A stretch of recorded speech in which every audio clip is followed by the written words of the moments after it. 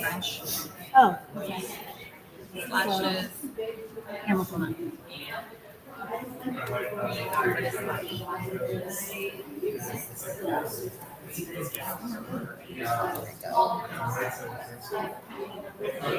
slashes.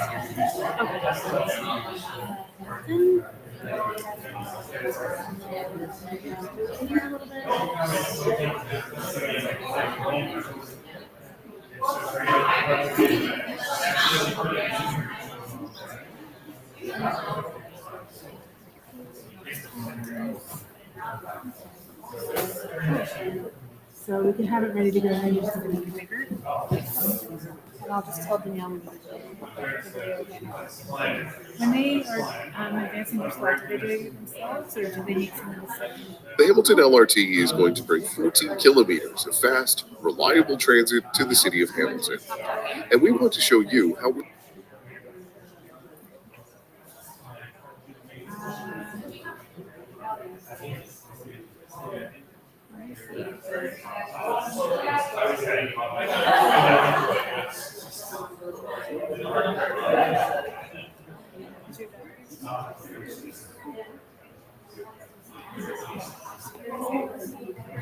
My dad is my age for like.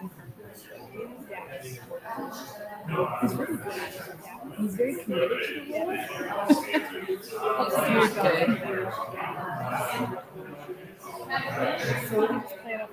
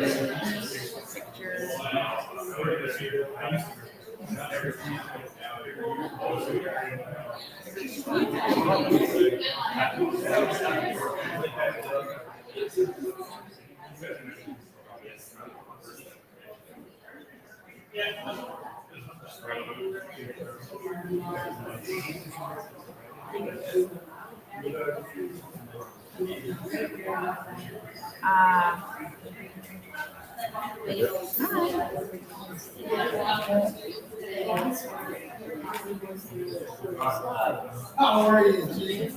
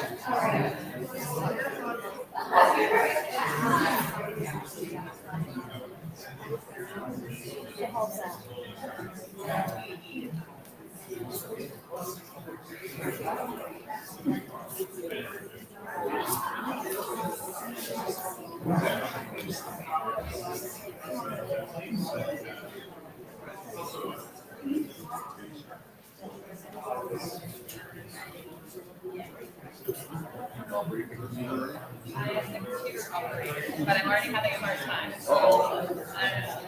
I don't know. See how it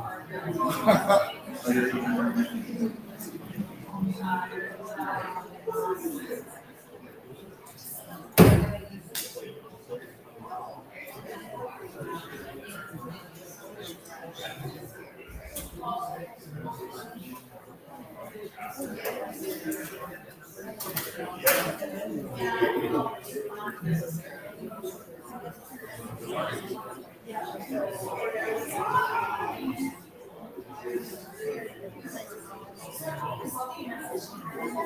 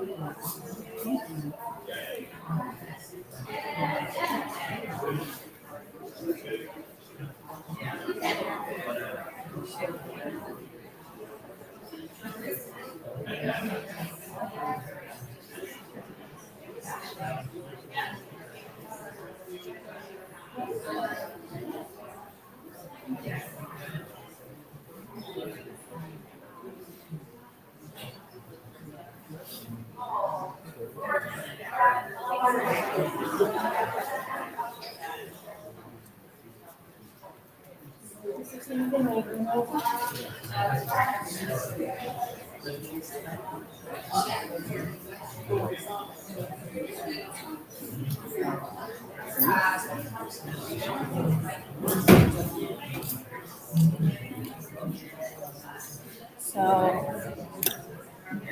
streaming's already going. So Streaming's ready to go. yeah, so I think you might need to log in.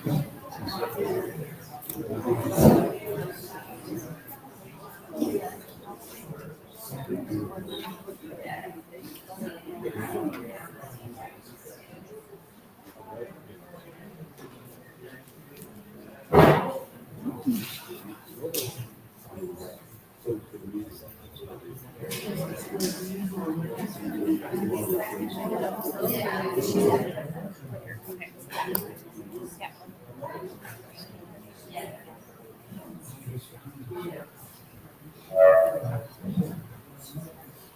All right.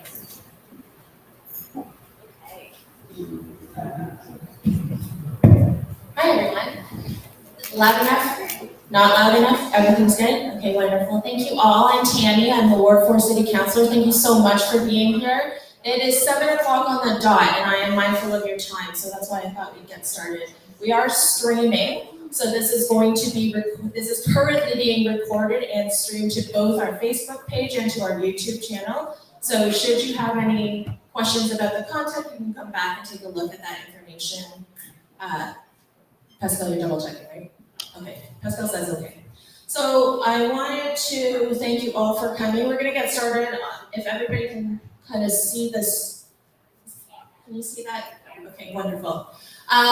So our agenda for tonight, the first part of this presentation will be about LRT. We actually have a lot of amazing people in the room tonight. They're actually all standing up for some strange and odd reason. But we have the team from Metrolinx.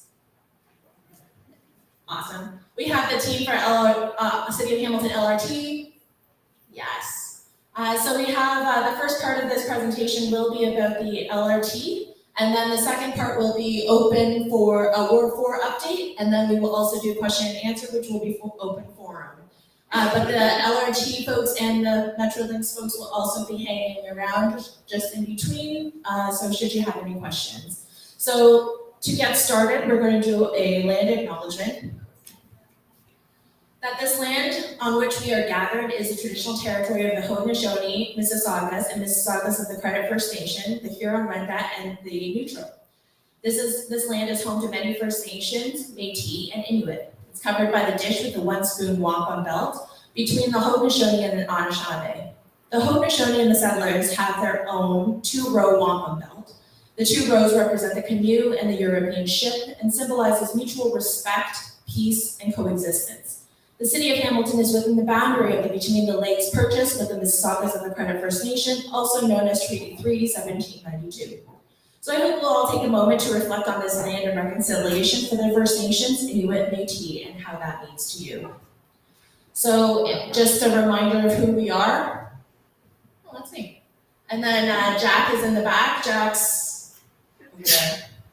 And we also have Pascal. Pascal's in the front with the laptop. So we're here to serve you, the Ward 4 community. So moving on to our first presentation, we're going to go straight into it, and we're going to go talk about LRT. So I will invite Danielle Burry, the director of Hamilton LRT. So she's from Metrolink. So everybody, please welcome Danielle.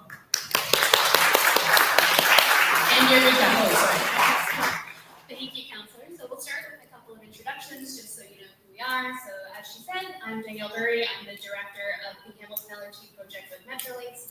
I'm a resident of Hamilton, grew up in Hamilton. I come to Ward 4 for shopping, restaurants. I'll be here next weekend, actually, for train day. Yay! And I'm trying to get into the camera screen. So apologies. I'm going to step in front of Eureka here, who is going to introduce herself, and then we'll introduce the director of the city as well.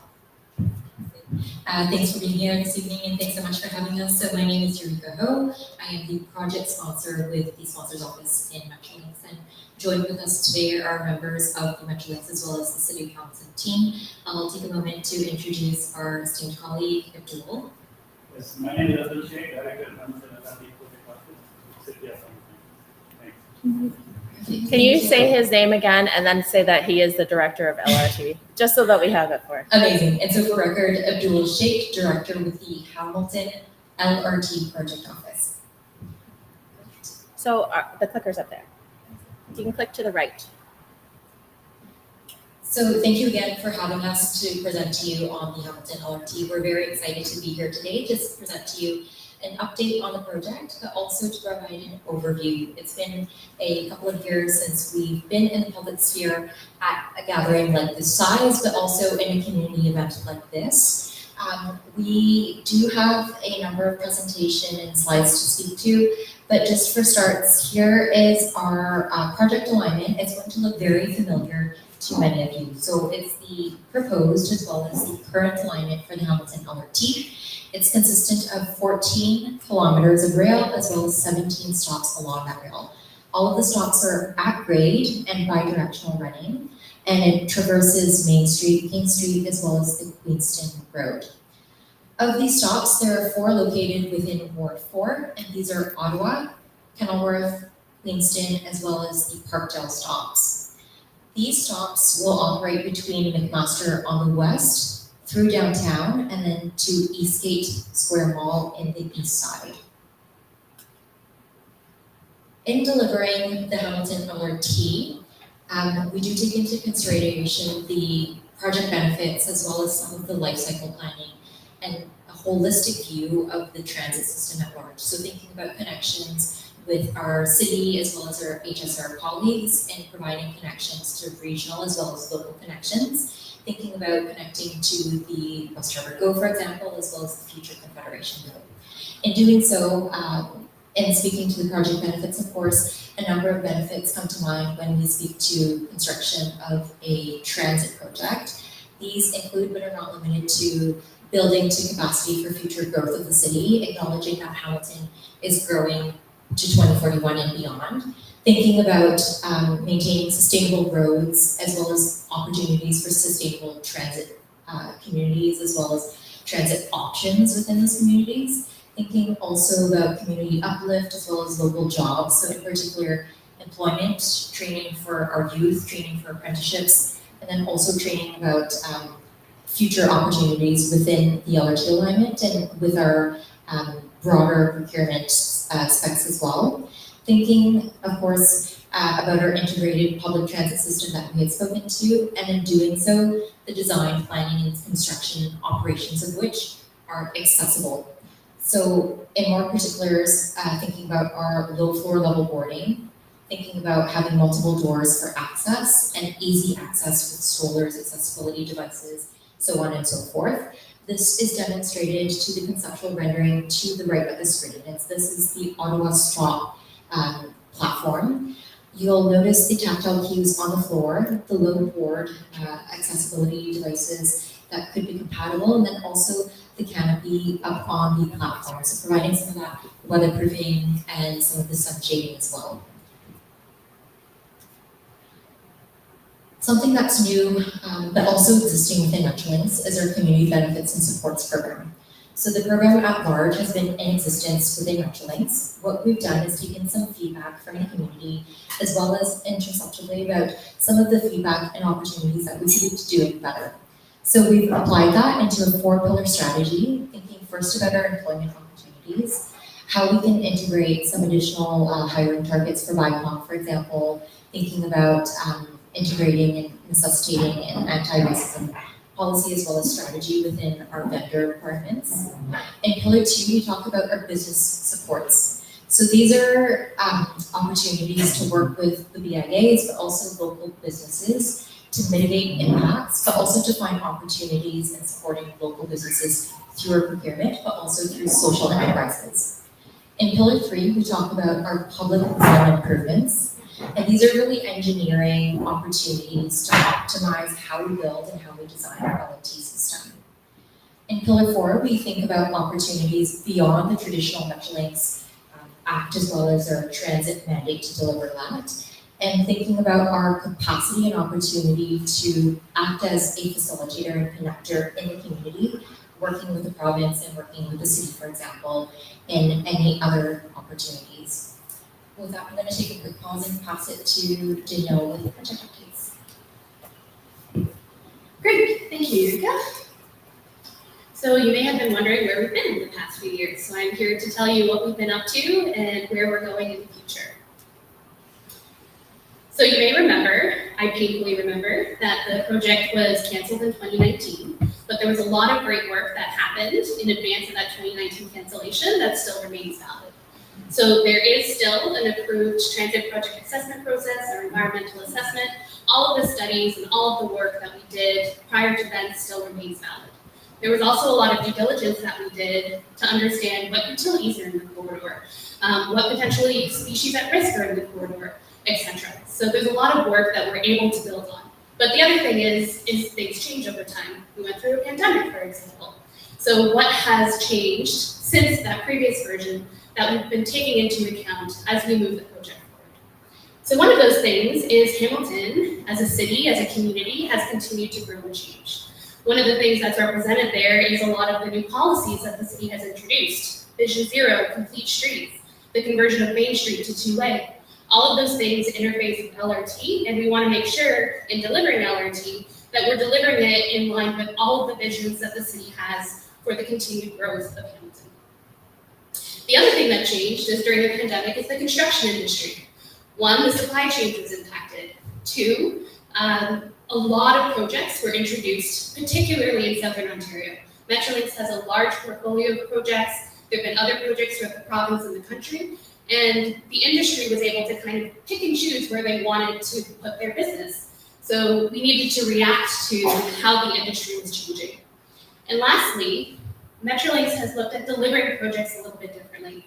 So you may know there's projects that have been ongoing for quite some time, Eglinton, Finch, Ontario, and we're learning lessons from those projects. And by learning lessons, we're able to adapt and figure out how we want to deliver these projects moving forward so that we're not repeating the same mistakes, but also taking the benefits of those learnings and what went really well and applying those to our projects.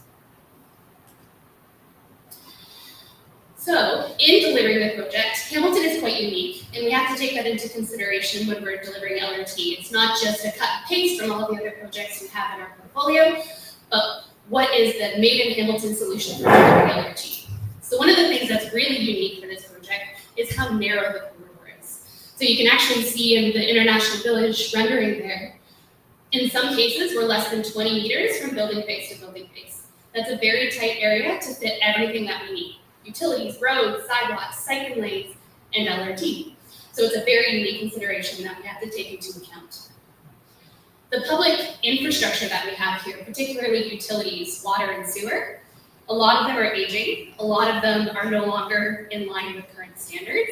And so there's a lot of consideration we have to take in how do we take that existing infrastructure, move it, and put it back into the corridor in accordance with existing standards.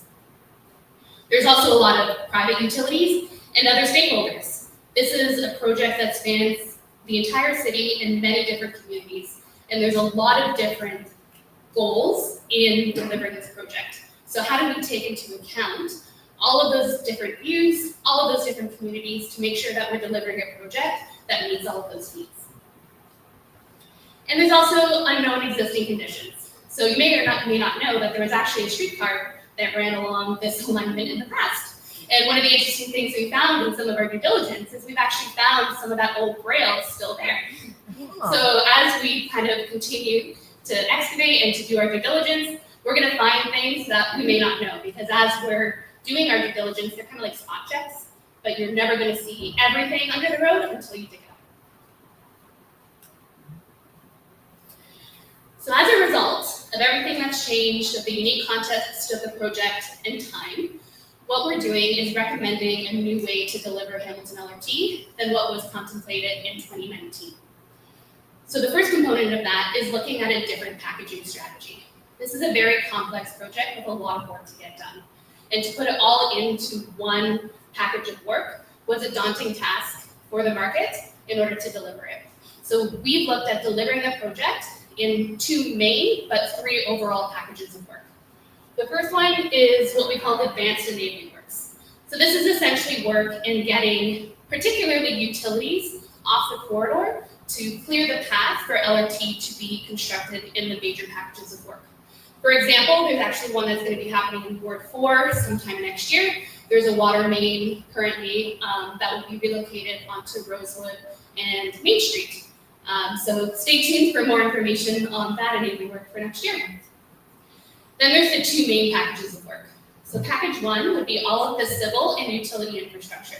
So this is roads, sidewalks, water mains, gas lines, power lines, etc., as well as the public realm and all of our integration with HSR. All of the structures that we have to do, so for example, the Queenston Road Bridge is part of this first package of works. This is the riskier piece of the work. This is what's underground, this is what we don't really know what we're going to expect. And so we've separated this work, and I'll speak later as to how we plan to deliver it to manage some of those risks. And then in package 2, we have everything else. So we have everything that's related to LRT, stops, rails, systems, potentially vehicles, potentially operations and maintenance, subject to discussion, as you've probably heard, with the City of Hamilton with regards to operations. So how does that division of packages look within a cross-section? So here, basically everything in blue would be package 1, and everything in green would be package 2. Speaking financially, they're about the same amount in work. So both packages are very meaty packages of work. And as you can see, blue, the package 1 will have a lot of transformation in the community itself, even though it's not necessarily that LRT component that you will see yet. And to help visualize how this will get phased even more, we've actually created a video that will hopefully help you understand how we phase that. So I'm going to hand the microphone off to Pascal, and she will play our video. Oh, that's Not right. long enough? It should reach. I don't. Is that better?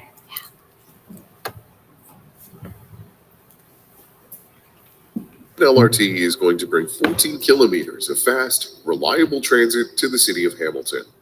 And we want to show you how we're going to be carrying out the complex task of transforming Queenston, Main, and King into a modern transit corridor. Right now, the proposed LRT route is what you might call a standard road. It's designed to move vehicles. Along the sides of the roads are hydro lines, while underground there are utilities such as water mains, sewers, gas lines, and telecommunications cables. All of these need to be relocated and new ones installed so that nothing sits below the LRT.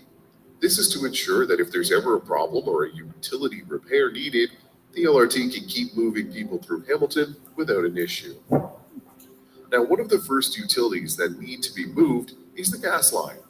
This will be done by digging a trench under the future sidewalks and installing new lines. After that's done, the trench will be backfilled and the existing gas main will be shut off. Directly beside the new gas main, crews will dig another trench that will house both the power lines and the communications cables. This will maximize the use of space. With that done, and the two new pieces of infrastructure installed, the existing overhead electrical lines will be safely taken down and construction on the new sidewalks can begin. Now, around the same time, work can also begin on the final two trenches, one for new sewers and the other for new water mains. They'll be located under where vehicles drive, but on opposite sides of the street. Once all the new utilities are installed and everything is cleared from the center of the road, construction can begin on the LRT tracks. It starts with excavating, on average about 1 to 2 meters below the earth, and will include removing any old infrastructure that might have been left behind. It's at this point that the LRT will really start to take shape as we move into railway construction. The track bed, sometimes called a guideway, is made up of a concrete slab, duct banks, and the foundations for the overhead electrical system. Once that's poured, the rail can be installed, and the line's new stops can start to be built. Poles that support the overhead electrical lines powering the LRVs, or light rail vehicles, will then be hooked up, and after that, the only thing left is testing and commissioning. The Hamilton LRT is more than just a transit project. Metrolinx is investing in 14 kilometers of new sewers, 16 kilometers of new water mains, as well as paving 14 kilometers of smooth roads and building new sidewalks in Hamilton. By the end of this project, this vital part of the city will have all new utilities, a revitalized streetscape, and a fast and reliable modern rapid transit system. You can find more information on our Facebook, Twitter, and Instagram feeds that are linked in the video below. Be sure to follow us for regular updates as we work through this exciting new rapid transit project.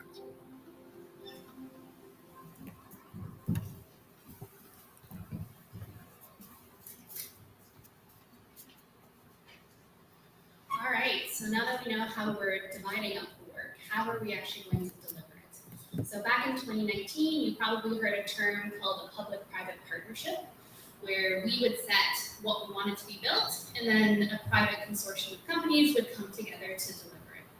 But we've actually learned from the other projects that have delivered using this method, and we've learned more about all of the unique characteristics of the Hamilton project.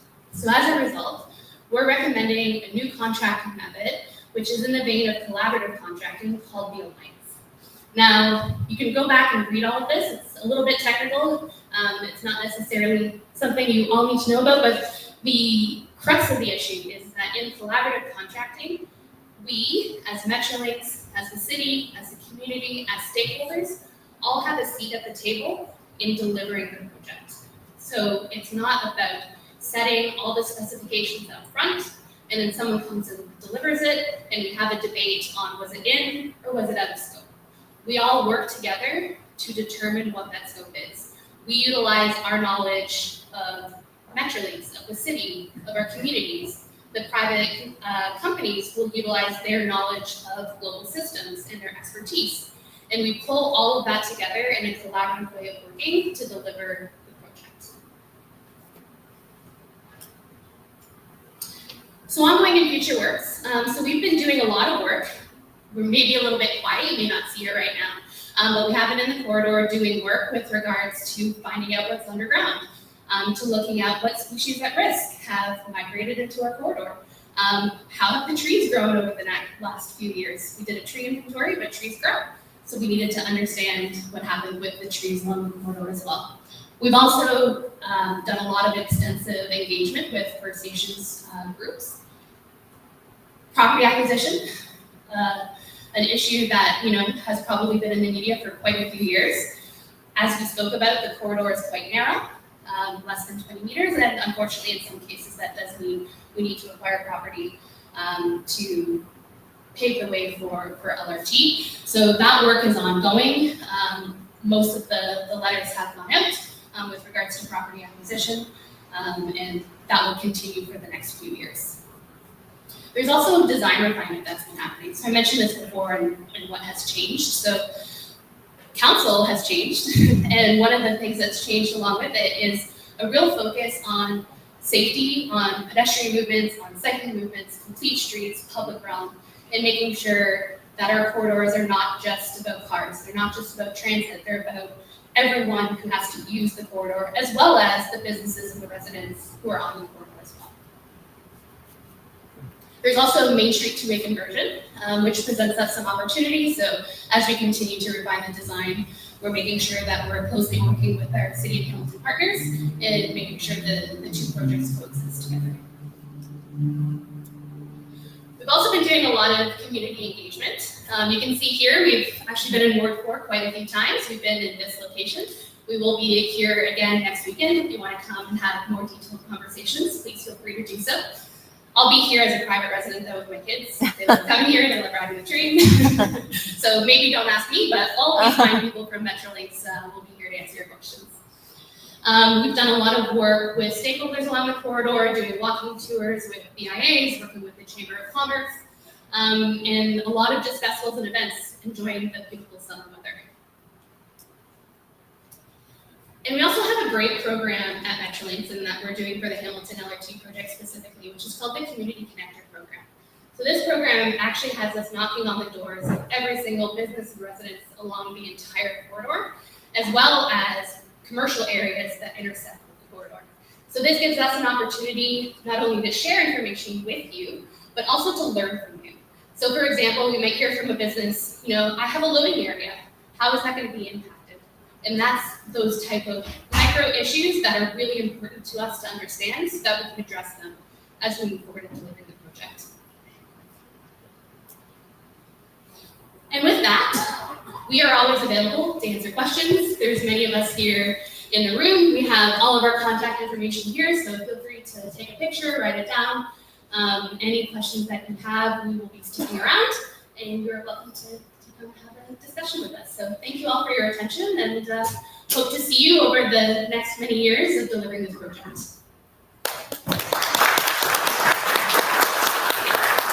Well, Danielle and Eureka, maybe you guys want to stay up here for a second. I just thought maybe to open it up to any questions to either Danielle or Eureka at all. You guys, we have a couple. Let's start with Madam, please.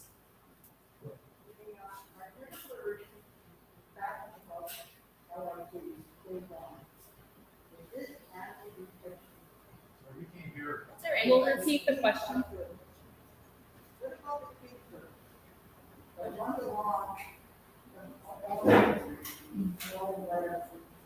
Sorry, the King's How does the LRT and the King route? Oh, I see. So the question was, how does the LRT and the rest of, essentially the bus system, HSR, specifically the King route work together?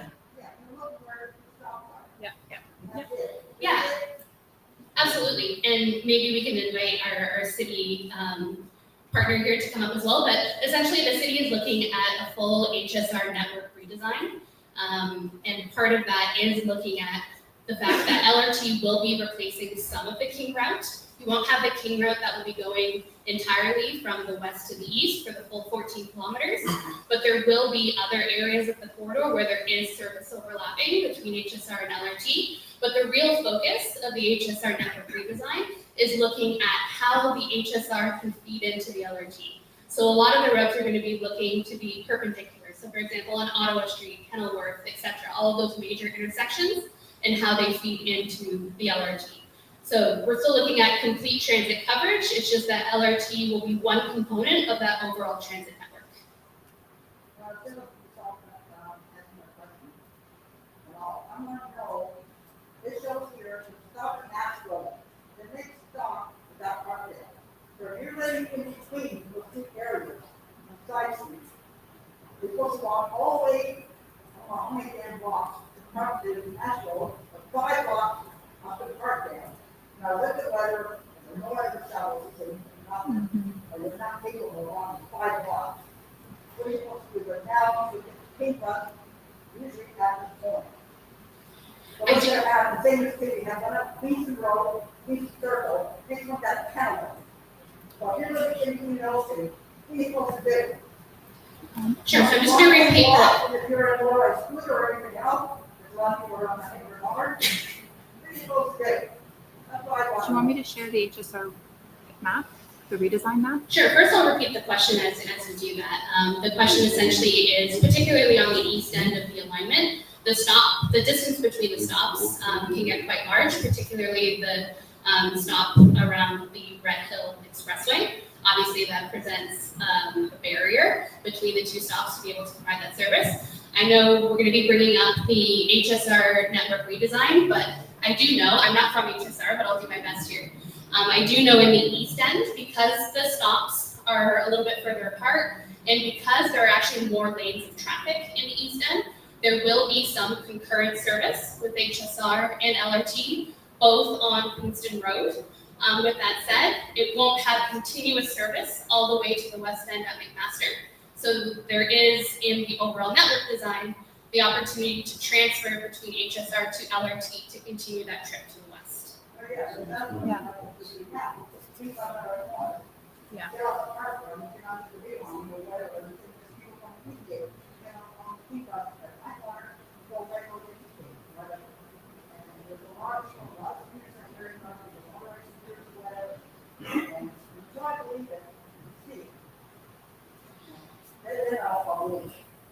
Yeah, absolutely. And we work closely with HSR, with the city of Hamilton. We actually have an HSR staff member embedded directly into our LRT team. So where we have those larger stop gaps, we are working with HSR to make sure that the accessibility with regards to stop distance is considered in the HSR network and how that transfer opportunity is going to interact with LRT.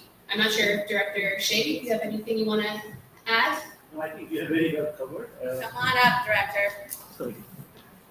Thank you, Daniel. You have very well covered. So again, as Daniel mentioned, all of these transportation modes, like whether HSR or LRT, needs to work together.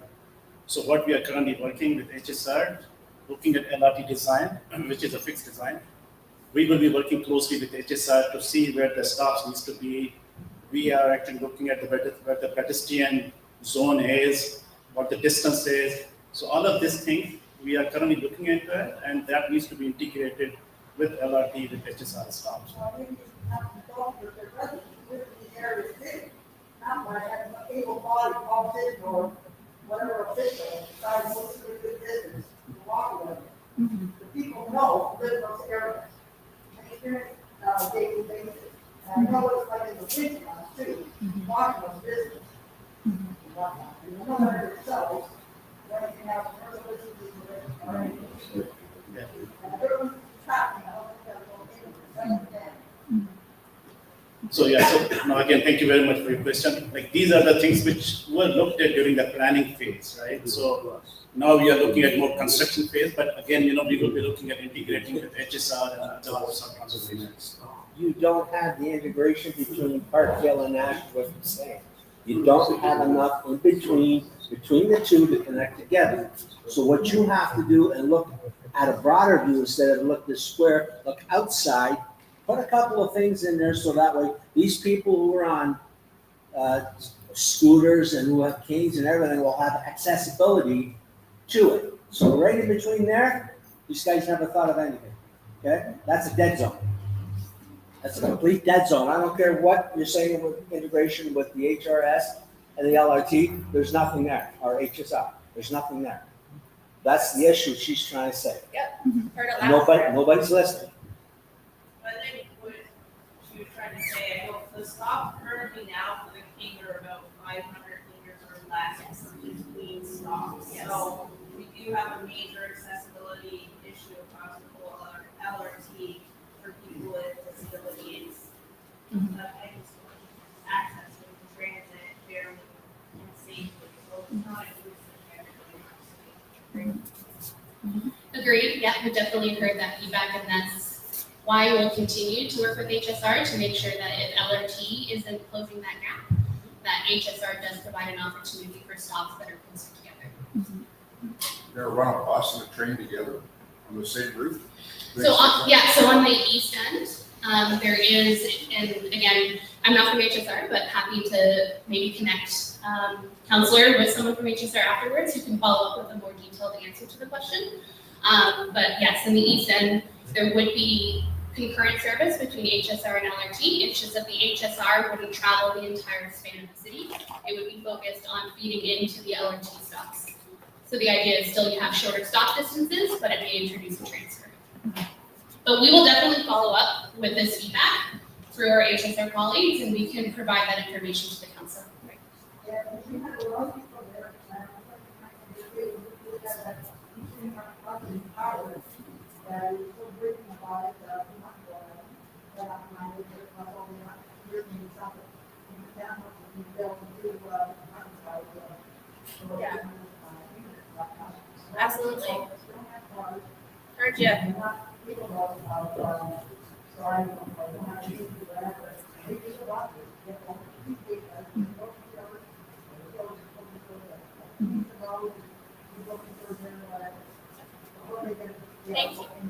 Thank you. Thank you. Definitely heard you loud and clear. We're going to move on to the next question, please, sir. How come this was never put to a referendum for the city buildings? I think it was a bunch of times. The question was, how come this was never put to a referendum? It was far before my time, but definitely the city had voted back and forth and back and forth. But we all had a vote. I think people get to vote, not this council, because I think a lot of people don't want this. We should take this back to council. No more of this. Take it back to council, call for a referendum, and then when the city, our taxes are going up 15% this year. That's one way to save us some money. So let me just remind you that this is a $3.8 billion investment that is $3.4 billion investment from both the province and the feds. We're not putting any monies in until later. We need homes built here, you need that, we do not need that. We got a good bus system that works. Thank you, sir. I have heard you. Yes. Who's putting the bill for this? So ultimately, we all are taxpayers too. Exactly. This is what we're trying to say. This is out of control with the government. The three levels of government are out of control. And you're putting in a train, you're worried about a train, we got homelessness, crime, all this stuff that you should be worried about. I hear you. Train. No, this is where we're also thinking about, this is an investment in our future. This is an investment for our children. This is an investment for growing the city. 14 kilometers is nothing. Why don't you go take a look at what was on in Japan? See how they run theirs. It's all elevated way up in the air. Here, you want to run it down the middle of a street and people can't cross over? So there will be, so They're way I out of line with this whole project. I have never been in the gates of this train right from the start. When I ran against Sam, I told him it was a fantasy.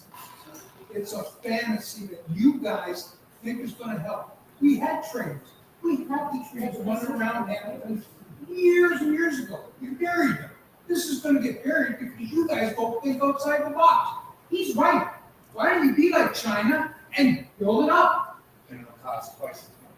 But it doesn't matter to them because they get it around fast. We can go around the whole city this way. These guys don't want to think. All right, so thank you. I appreciate hearing those opinions. We'll move on to other questions, please. Do you have a question?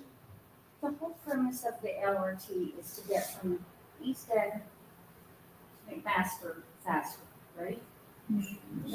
Or, yes, It's what the whole premise is. yes. I mean, we do have a bus line that goes there, and of course,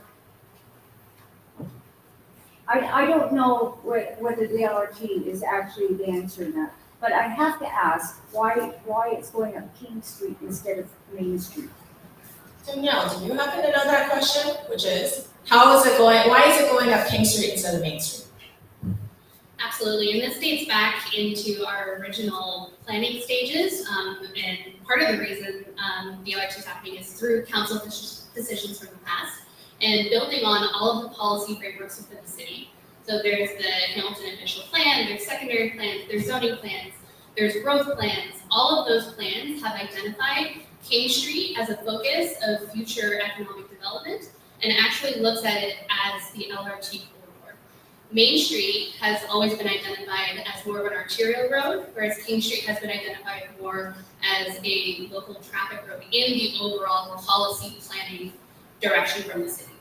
And so that's part of the reason it is on King Street. A lot of people think that King Street and Main Street are paired together as far as kind of the east-west traffic, but it's actually Main Street and Cannon Street that are supposed to be the vehicle movers. King Street and all of the policy frameworks have been identified as a transit corridor and as the opportunity for economic development. But that's, Main Street is, if you want more direct, I mean, if you look at where you have your stops, right, you know, all of those are not far between King and Main. So it's, you know, it might have less impact on all the, that's much more narrow on King Street than Main. As it is now, you know, and your narrowness is true. Main Street's a lot wider. Yeah, and I think, you know, you mentioned earlier that the main premise is to get from the east to the west faster. But I think in all of these policy documents, another reason is actually economic development, community growth, supporting that growth and vision and future for the city. And King Street has been identified because it has certain areas such as Tim Hortons Field. It has areas along Which the is corridor. not far from Main Street. Yeah. Yes, and you could walk there, but again, Main Street was kind of identified as the vehicle mover, and King Street was identified as the transit mover. Sorry, back in the corner? Yeah, that's. Yeah, can you tell us about the plan to connect this LRT with the new Centennial Station, as well as Northwest? Yeah, so the question is, how do we plan to connect with the West Harbor GO station and the Centennial GO station? So it will be through HSR connections into our stops. So there's a stop at Eastgate, there's a transit terminal at Eastgate as well. So there will be HSR service that will connect the two, as well as between West Harbor and our James Street stop, there will be HSR service on James Street. Can I ask a follow-up? Sure. Is there a mid or long-term plan to go north on Centennial with this line?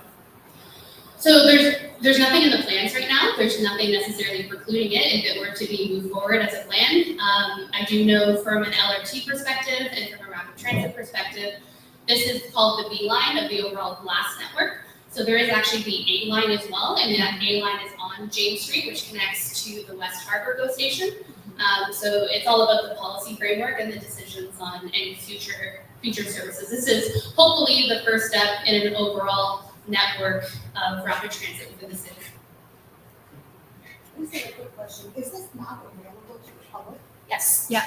So that's why we we can showed send you them that. out. To have some feedback to HSR about that. Yeah, so It's at the HSR, it's on the engage.hamilton website.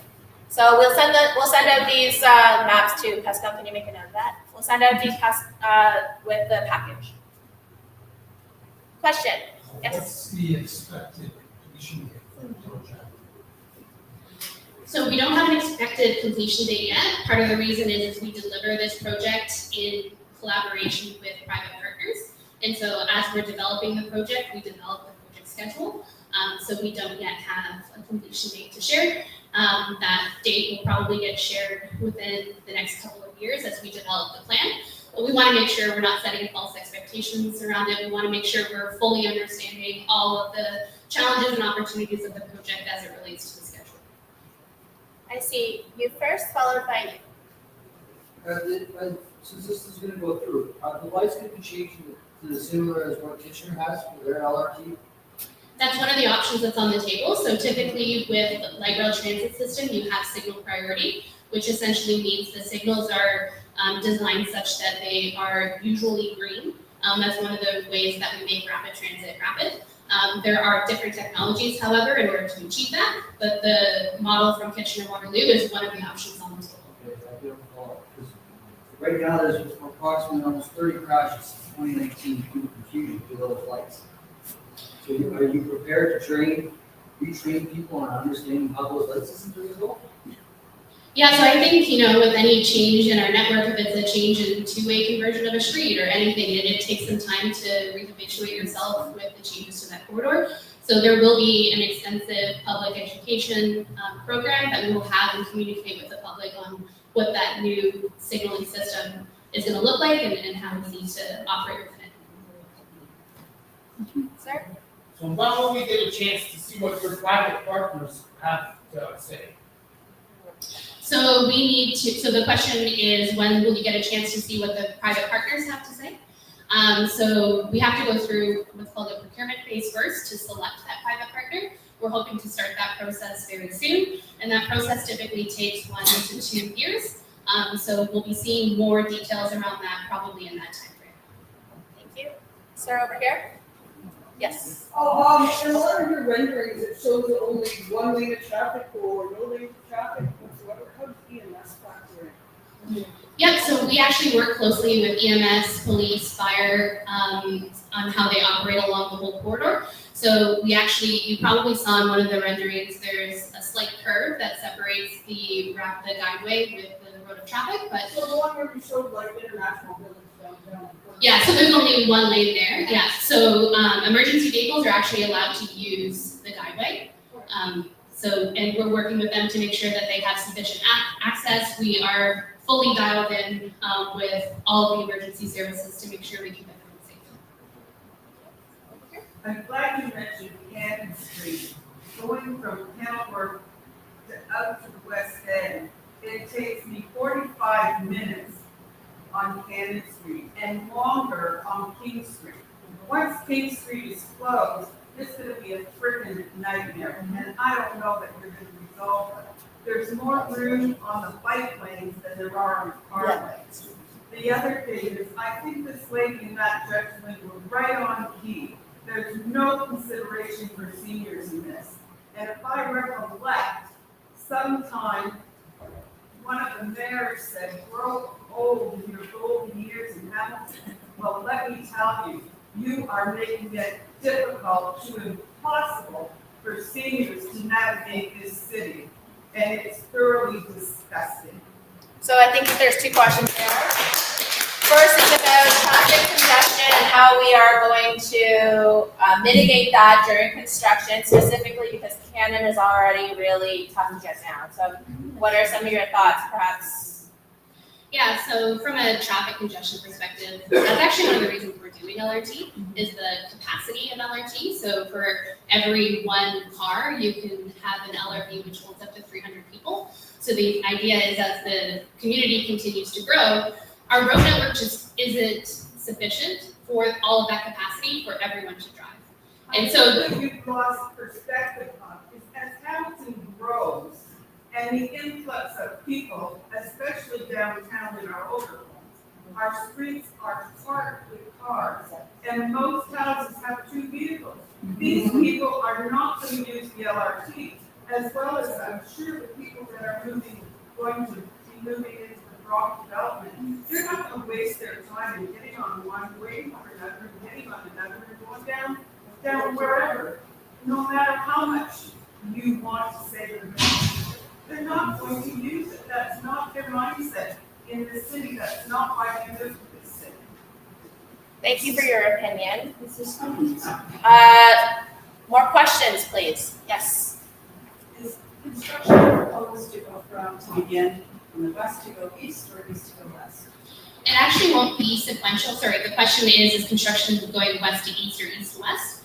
It's actually not sequential. The way we determine what gets constructed first is actually through complexity and how much time it takes. So we're able to phase different segments of the corridor such that we start with kind of the longer lead time items and start in those segments and move to where it best optimizes our schedule to make sure that the overall construction timeline is down. So it won't be east to west or west to east. What those segments look like and when we'll be in each of those segments is something we will develop with our private partners. So I don't have the specifics around that, but it definitely or it likely won't be sequential in one direction or the other. Yes, sir. You, yes, yes. What was it budgeted for? Was the total amount back in 2019? Back in 2019, what was the total cost for budget? So the 2019 announced funding envelope was $1 billion. In 2021, there was an announced funding envelope of 3.4 billion, 1.7 coming from each of the provincial and federal governments. So as new projects go on with the TIF, the more it funds. So this is, there's only up to money. Yeah, so as time goes on, we refer to it as escalation, so costs rise. I think we all see that in groceries, we see that in gas, it happens for, no, but just saying that over time, things cost more. Yeah, things, yeah, so who puts the bill is, so we have a memorandum of understanding with the city of Hamilton. The city is not responsible for any of the capital costs of the project. So if there were to be cost overruns, that would be taken to the provincial and federal governments, and they would make the decision on whether to fund anything above that 3.4 or modify the project, but the city is not responsible for any capital costs. Any more questions, please? Yes, you in the back. Okay, on the LRT. Sorry, sir. I was talking to the gentleman in the back.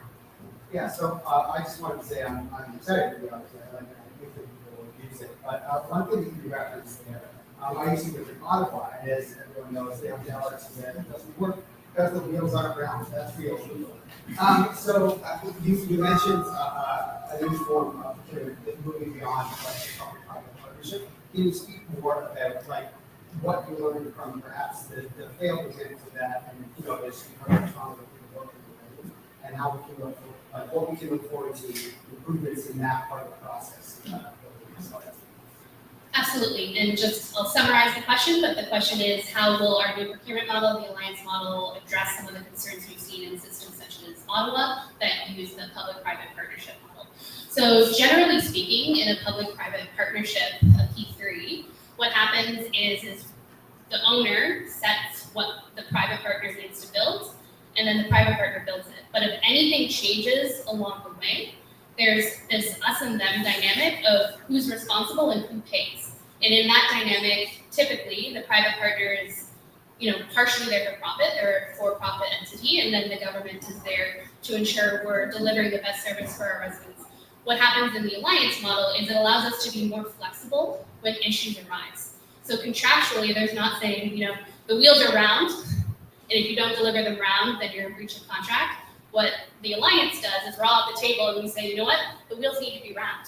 And we all agree that the wheels need to be round, and that becomes part of the project. I'm using the round wheel, square wheel as a little bit of a joke here, but that's essentially how the alliance works, is we're able to flexibly address all of the concerns that come up, and it's not one person, one party responsible for it, us or them. Everyone is collectively responsible for coming up with the best solution. And from a monetary perspective, anything that is a cost overrun or anything that is a savings is shared between the owner and the private partner. Sorry, just quickly to follow up on that. So the concern for a lot of people, especially like Ottawa, for example, is that there's been error after error after error after error, and there's no, there seems to be no way for them to deal with it, like to properly punish or even decide responsibility for these sorts of things. So I wonder if you could just think about that. Thank you very much. This is a very good question actually from city side and wetland side. We are learning lessons from these projects which are already being implemented. And I can tell you that one of the biggest concerns was that because of the disconnect between the maintenance and operation, because operation was done by one party, the maintenance was done by the other party, right? So that was really the major one. And then when they built those project, the specification, they really didn't pay that attention where the connection was happening, right? So we are actually paying very close attention to fill this gap so that that doesn't happen here as well. So we are learning lessons from this project. Last question. Yes, sir? How tight is the leash for budget? How tight of a leash is the budget? So from a budgetary perspective, as staff, we can go over budget. It's always, if we do run into cost overruns, there's always a decision by government on if those cost overruns are covered or if we modify the scope. But we are bound by the budget and we are fiscally responsible to deliver the project. So we use that lens in our delivery, and the alliance model is another reason. It allows us to kind of control costs, and so that's another reason for selecting. We're trying to hold this to the budget because of the kitchen. We want to really hold the budget as taxpayers now. Taxpayers are already paying for that one. Yeah, so Over budget. Yeah, taxpayers are paying for the one in Waterloo because it was always a 1/3 model. So the taxpayers for the region of Waterloo were always paying a percentage of the overall cost of that project. Oh, just one more. How can we expect the prices to stay at a reasonable rate for rides when we're going private public, just like food, right? Gas, just like housing, just like everything is just rising and rising. So when this private company doesn't get the profits they want, we're gonna see the rates on these LRTs go up and up and up. Just to clarify your question, are you referring to the cost to deliver the project or the cost to ride the system once it's in implementation? Yeah, so to ride it, yeah, just for, to share, even though, and we're in discussions with the city right now on who will operate the system, but regardless of who operates the system is public transit, and the city actually has control over the fares for LRT as well as entitlement to the fare box revenue.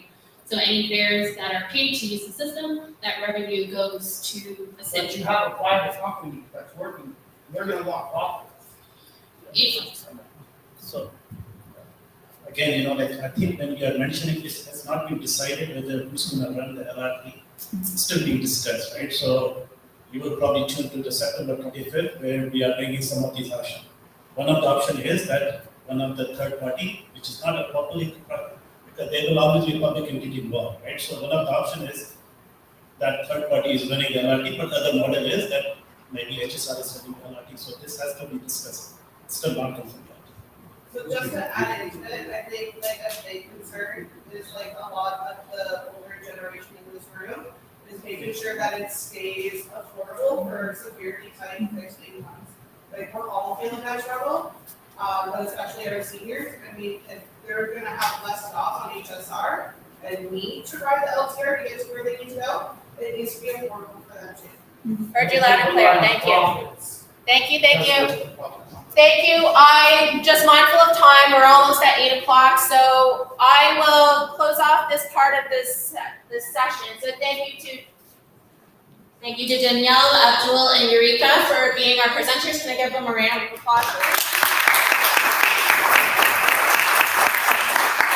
The team's just gonna hang out outside and back there. So if you have any questions that you'd like to ask like right away, but we are going straight into the rest of our presentation. So thank you all very much.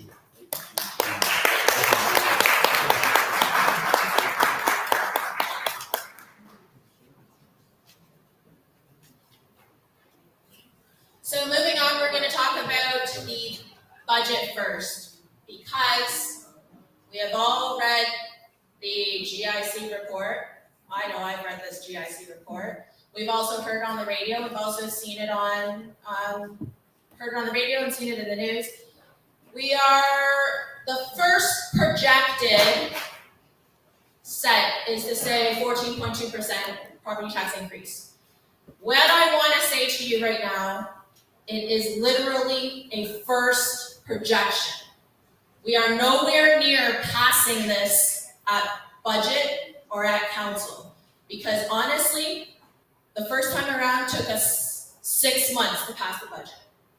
So this is literally a starting point, and it was a way for our staff to say to us as council, in order to maintain status quo, this is what the price tag looks like.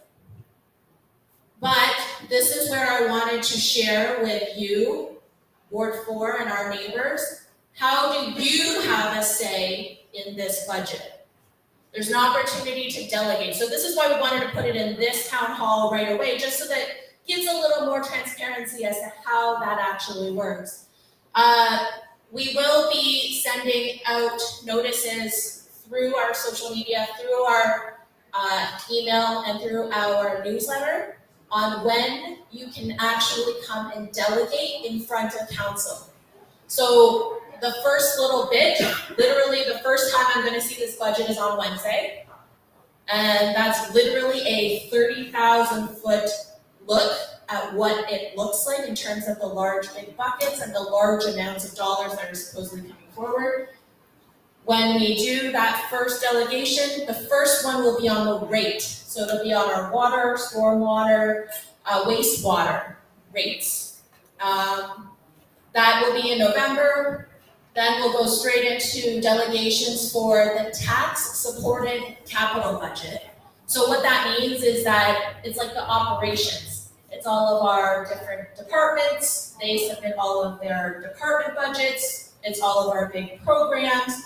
That will happen in December. So you can delegate, again, we'll let you guys know all of the dates for when you can start to delegate in front of council.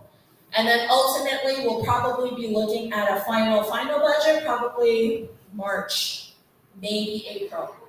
Last time it pushed all the way into May was because we were still understanding it and trying to get a hold on it. So just wanted to let you know that that's the timing in terms of how the community can get involved and delegate and let council know your thoughts on the budget. I think that's about it. Yes, questions? Oh, you were saying about rate budget, how it has to do with water and stormwater and all that other stuff, so they put a projected 20%, so that will be discussed in November.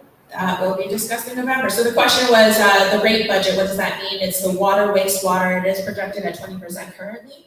But that is going to be discussed in November because we need to pass it before January 1. So it needs to be done first and foremost. Yes? You were saying about a newsletter. Yeah. Where do you look at newsletter? So just talk to Jack at the back. Jack's the beautiful lady over the back here. She'll put your name and email it. And I'm pretty sure you guys put it in already. I have, yeah. Okay. But are you not sending anything in the mail anymore? We are trying to save money. So mail. Are we sending anything by mail, like actual through Canada Post? We are just being very strategic about how we are sending documents through the mail because it costs us like $5,000 a pop every single time. It's really expensive. So we're trying to be mindful of taxpayer dollars and trying not to I spend get them. volunteers to do it like flyers. Oh, volunteers to do some blackmail, eh? Interesting concept. Okay. Thank you. Next one is I wanted to go really quickly through some upcoming capital projects because there's some movement on a bunch of them. Road work, so you might have seen that we have a whole ton of road work along Barton between Parkdale and Woodward. So that one is ongoing. It's a real challenge right now for some of the businesses. So if you're able to get down there and check out Lowe's, Princess Auto, and Buddy Submarine, they would love your business. We hope that it will be done very, very, very soon. Next one, we have some upcoming road work. So Fairfield Avenue, so that's going to get repaved. Britannia, Brampton Street, Stratford, and then this one I'm particularly excited about, Barton Street Functional Review, because Barton Street needs to get done. So the functional review is happening right now. It's going to really look at how are we using it for our community, making it age friendly. Now that's in my brain, definitely, right? So it's the Barton Street is being done currently. Others will be the reservoir tunnel water main. They're pretty much making sure that it's great and that we have great water and nothing contaminates it. And then the Kenilworth access, you may or may not have seen up and down. They're making sure that the rock wall is properly maintained there. So that should be done really soon as well. In terms of development, I think I see a couple of our Ward 4 neighbors that might be super interested in this one. We've actually done a significant amount of building permit issues this last 10 months, really. It's been, Pascal pulled these numbers. So Pascal, you said 353 new units. So it wasn't apartments, it was brand new units. 363 new units, 353 new affordable apartments. 353 affordable apartments, 363 new units. So so we've been seeing a significant amount of development growth. You might have noticed that giant towers are going up at the Queenston Traffic Circle. That's going to be City Housing Hamilton, and that is 84 units. And then it's pretty exciting to see what's happening around the ward these days. 1284. You gotta stop using affordable. Because nothing is affordable. Fair. Affordable for what? Fair. Housing? So affordable in this context. It's not affordable for anybody. Affordable in this context, where we're talking about it from a planning perspective, is that it will have some level of subsidy or grants to help with the offsetting the cost. Will it be like a year to income? Some of them, yes. Some of them will be geared to income, some of them will be called affordable market rates, which will be in and around $1,200 to $1,300 per month-ish. That's what City Housing Hamilton has been calling affordable. And this is just shortfall for affordable housing. Okay, City of Hamilton. So essentially, like the taxes. Okay. So like it's affordable housing is great, and yes, we need it, but it's just gonna keep costing the people who have houses more to keep the other people's rates affordable. How does that make sense? Because like my mortgage, if I don't pay it, I'm screwed. They're taking my house. When you don't pay your rent, I can tell you right now, the landlord tenant board, you're probably gonna sit there for a year and a half and be able to get away with it. Okay? Making it affordable, I've watched, I've sit in, it's not in time and time again. How many people that are on subsidy are still sitting there, not being able to afford it, where you're just gonna make it harder for me to afford my mortgage because you're not gonna increase me, so I'm paying for these people. And I think that those are a lot of really super complex things. You're right. I have no answer. So we gotta get off the affordable. So it's just because it's what we talk about around council chambers, and it's a lot easier in terms of the planning. So let me get back to 1284, which is Delta Secondary. So Delta is moving forward now. So they actually have taken all of your comments. So thank you all for all of your comments. What's been kind of interesting is that they have already appealed to the Ontario Land Tribunal for a non-decision. So what that really means is that they think there's already going to be a lot of challenge with the projects moving forward. So they've already gone to the OLT to essentially get their way. So that's one of the challenges of this. But where I wanted to update you is that they are currently looking for intervener status. The intervener's not in there.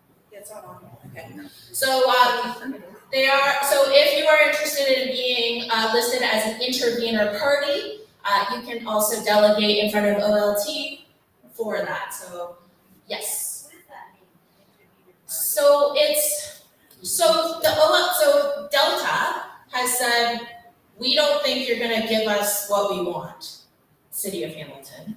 So they went to OLT to say, OLT, we don't think Hamilton's going to give us what we want. So we need you to step in right now. So as part of that process, what they say is, okay, we already have two parties, like New Horizon for Delta, City of Hamilton, and then you can also put other stakeholders in. So they're called interveners. So you can register as an intervener, which means that you can speak as a third-party stakeholder part of this whole process. So we'll have that also as part of our package that we send out. So as long as you put it yourself on the newsletter, we'll send that out as well. So at this point, we think it's kind of crazy because we think we've been pushing through the Delta project fairly quickly. They did come in front of Heritage to essentially preserve the old 1924 original building. And then they also gave us a sense of how they plan on tapping it off and how they want to potentially build beyond it. So the Heritage Committee has actually said yes to this so far, so now it's going through the rest of the process. But like I said, it's going through the tribunal right now. So if you are interested in learning about intervener status, we'll send that out with the information too. Yes? So I just noticed, I've never seen 3 11 to 14 story towers. The 11 stories new. So we've been chatting with them.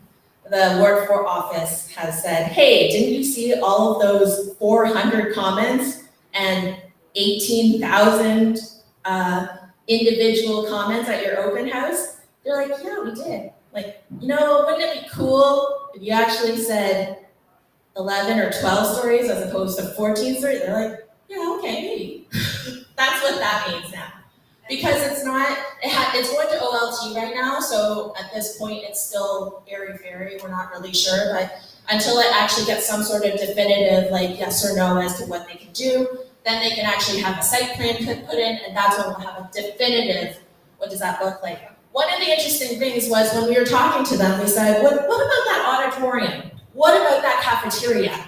They said, we'd be super interested if there were community groups that might want to use that. I was like, don't worry, I got people.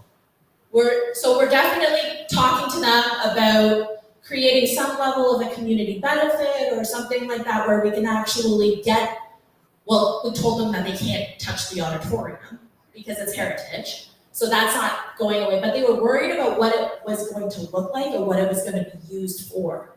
So I said, don't worry, we got people. So if you're interested in being a part of that working group, please send us a note. Nothing about green space?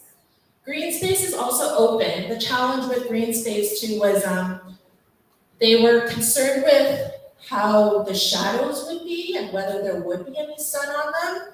But that's, again, they were actually open to it when we talked to them. So. So if they're open, why did they go to OLT? Because they were worried about us not being open to it. Yes. There's not some way that there can be a building height limit put on buildings in, hold on, let me finish what I'm saying. There should be a limit on already established neighborhoods that you can't go over X amount. So that's absolutely ridiculous. If it was your house, you wouldn't want this. So the question is whether there is a set height limit on all existing neighborhoods. Technically, there already is, and that's 12 stories. So they went right to the brim, and in fact, that's why they kept coming. They wanted a zoning change so they could add 2 extra floors, so 14 stories. So that's where the brunt of the comments came was, why is it 14? Why don't we have it be 12? Why not 6? That sort of thing. So technically in the secondary plan, the height is 12 stories at a maximum. So, I mean, like with an established neighborhood that's been around where you only have little bungalows, there's no. So that's that. Buildings like this, there needs to be a look at something like this across the rest of the city, because this could happen in anybody's neighborhood. So I will tell you that it has been looked at. It's called the secondary plan and the official plan. And technically, yes, they are allowed to do this. And especially this is different because it is in a transit-oriented corridor, because it is going down Main Street, which is where the LRT is. But they are allowed to do this. So it's actually all legal. Yes.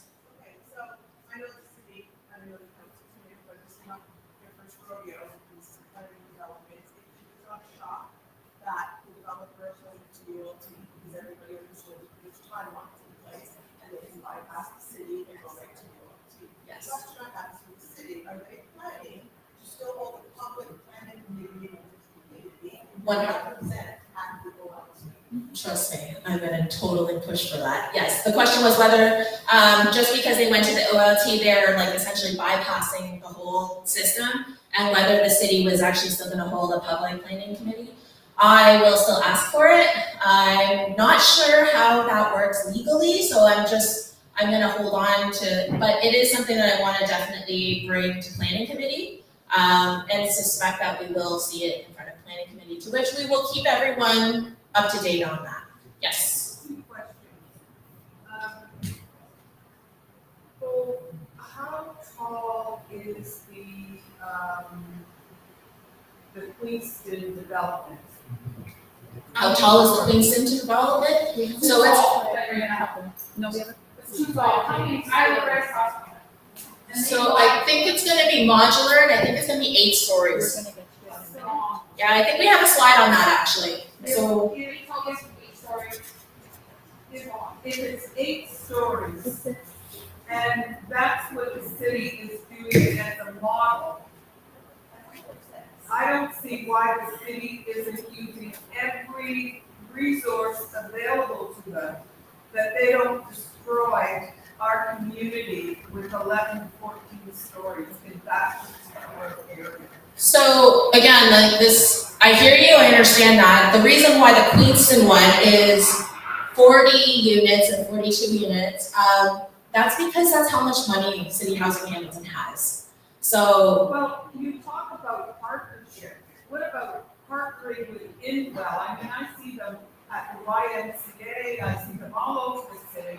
Like, why destroy our neighborhood?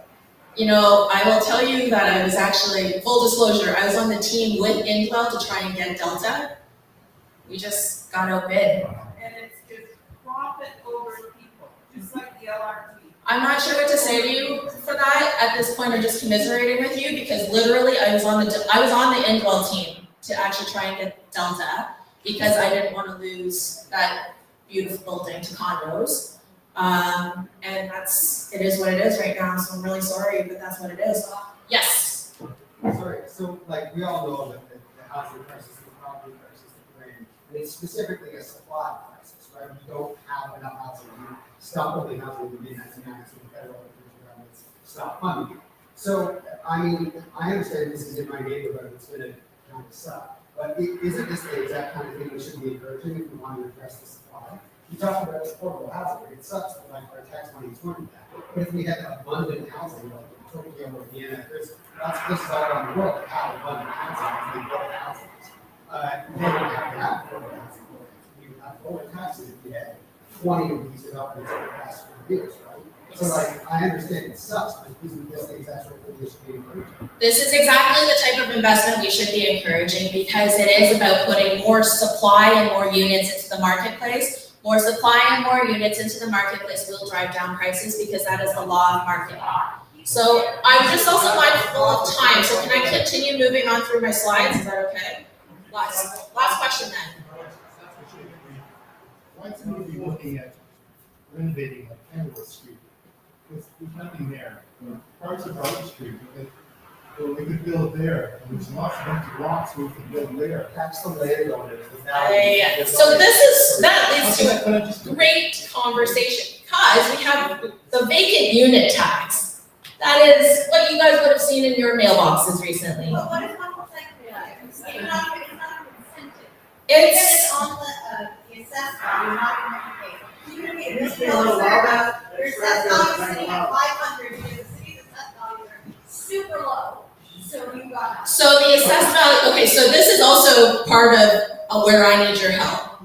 The reason why the assessed values are so low is because MPAC is still using 2016 numbers. And the province will not forecast when they will adjust those MPAC numbers to make them commiserate with market values today. So this is where I need your help to message MPP Neil Lumsden, MPP Don Estelli, getting the province to get MPAC to reassess, because that's where it's going to hurt with the vacant unit tax. Absolutely. But this is the problem that I'm in a quagmire right now, which is I'm on the 2016 numbers and we need them to be 2023 numbers. Sorry, let me continue on. Let me just rip through the rest of these slides and then we can open it up for forum because I can also hear all of the noise that's happening outside.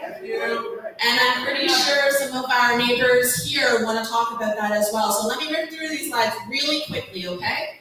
So the next one is 1842. So this is Brock University. There was an outstanding OLT appeal that got dropped. So now they are moving forward. They're moving forward with a 2-phase plan. And actually, they are building less units, 1,300 units instead of 1,495.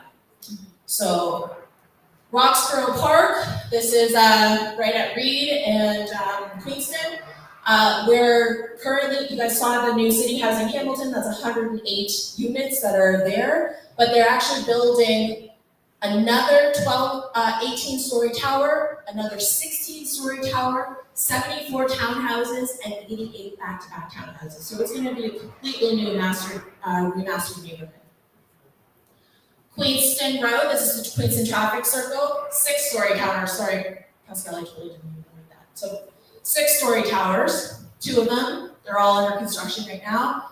851 Lawrence, this is Valerie Homes. They're the ones that are doing they have all the apartment buildings on Lawrence currently. They're looking at trying to build 272 unit housing. It would be a rental tower. All of it would be rentals. Some good news. We have a massive barrier that went up. That doesn't prevent any noise. We're going to talk about that later. Well, we thought it was a good news to start with. Oh, let's go with that. Next one, actually, Parkdale. We had a really great party at Parkdale this past Saturday. Pat Quinn, Parkdale Arena, it got rededicated to him. So if you get a chance to come down to Parkdale, check it out. There's a giant mural there of Pat Quinn and some of his memorabilia. We got a little bit of tiny amount of good news, which was we got some new basketball nets and some refurbishment on the play sets. And then we've also been looking at accessibility, building in more accessibility at the Parkdale pool. It's a tiny little thing, but it's a win. I'm really happy about this win.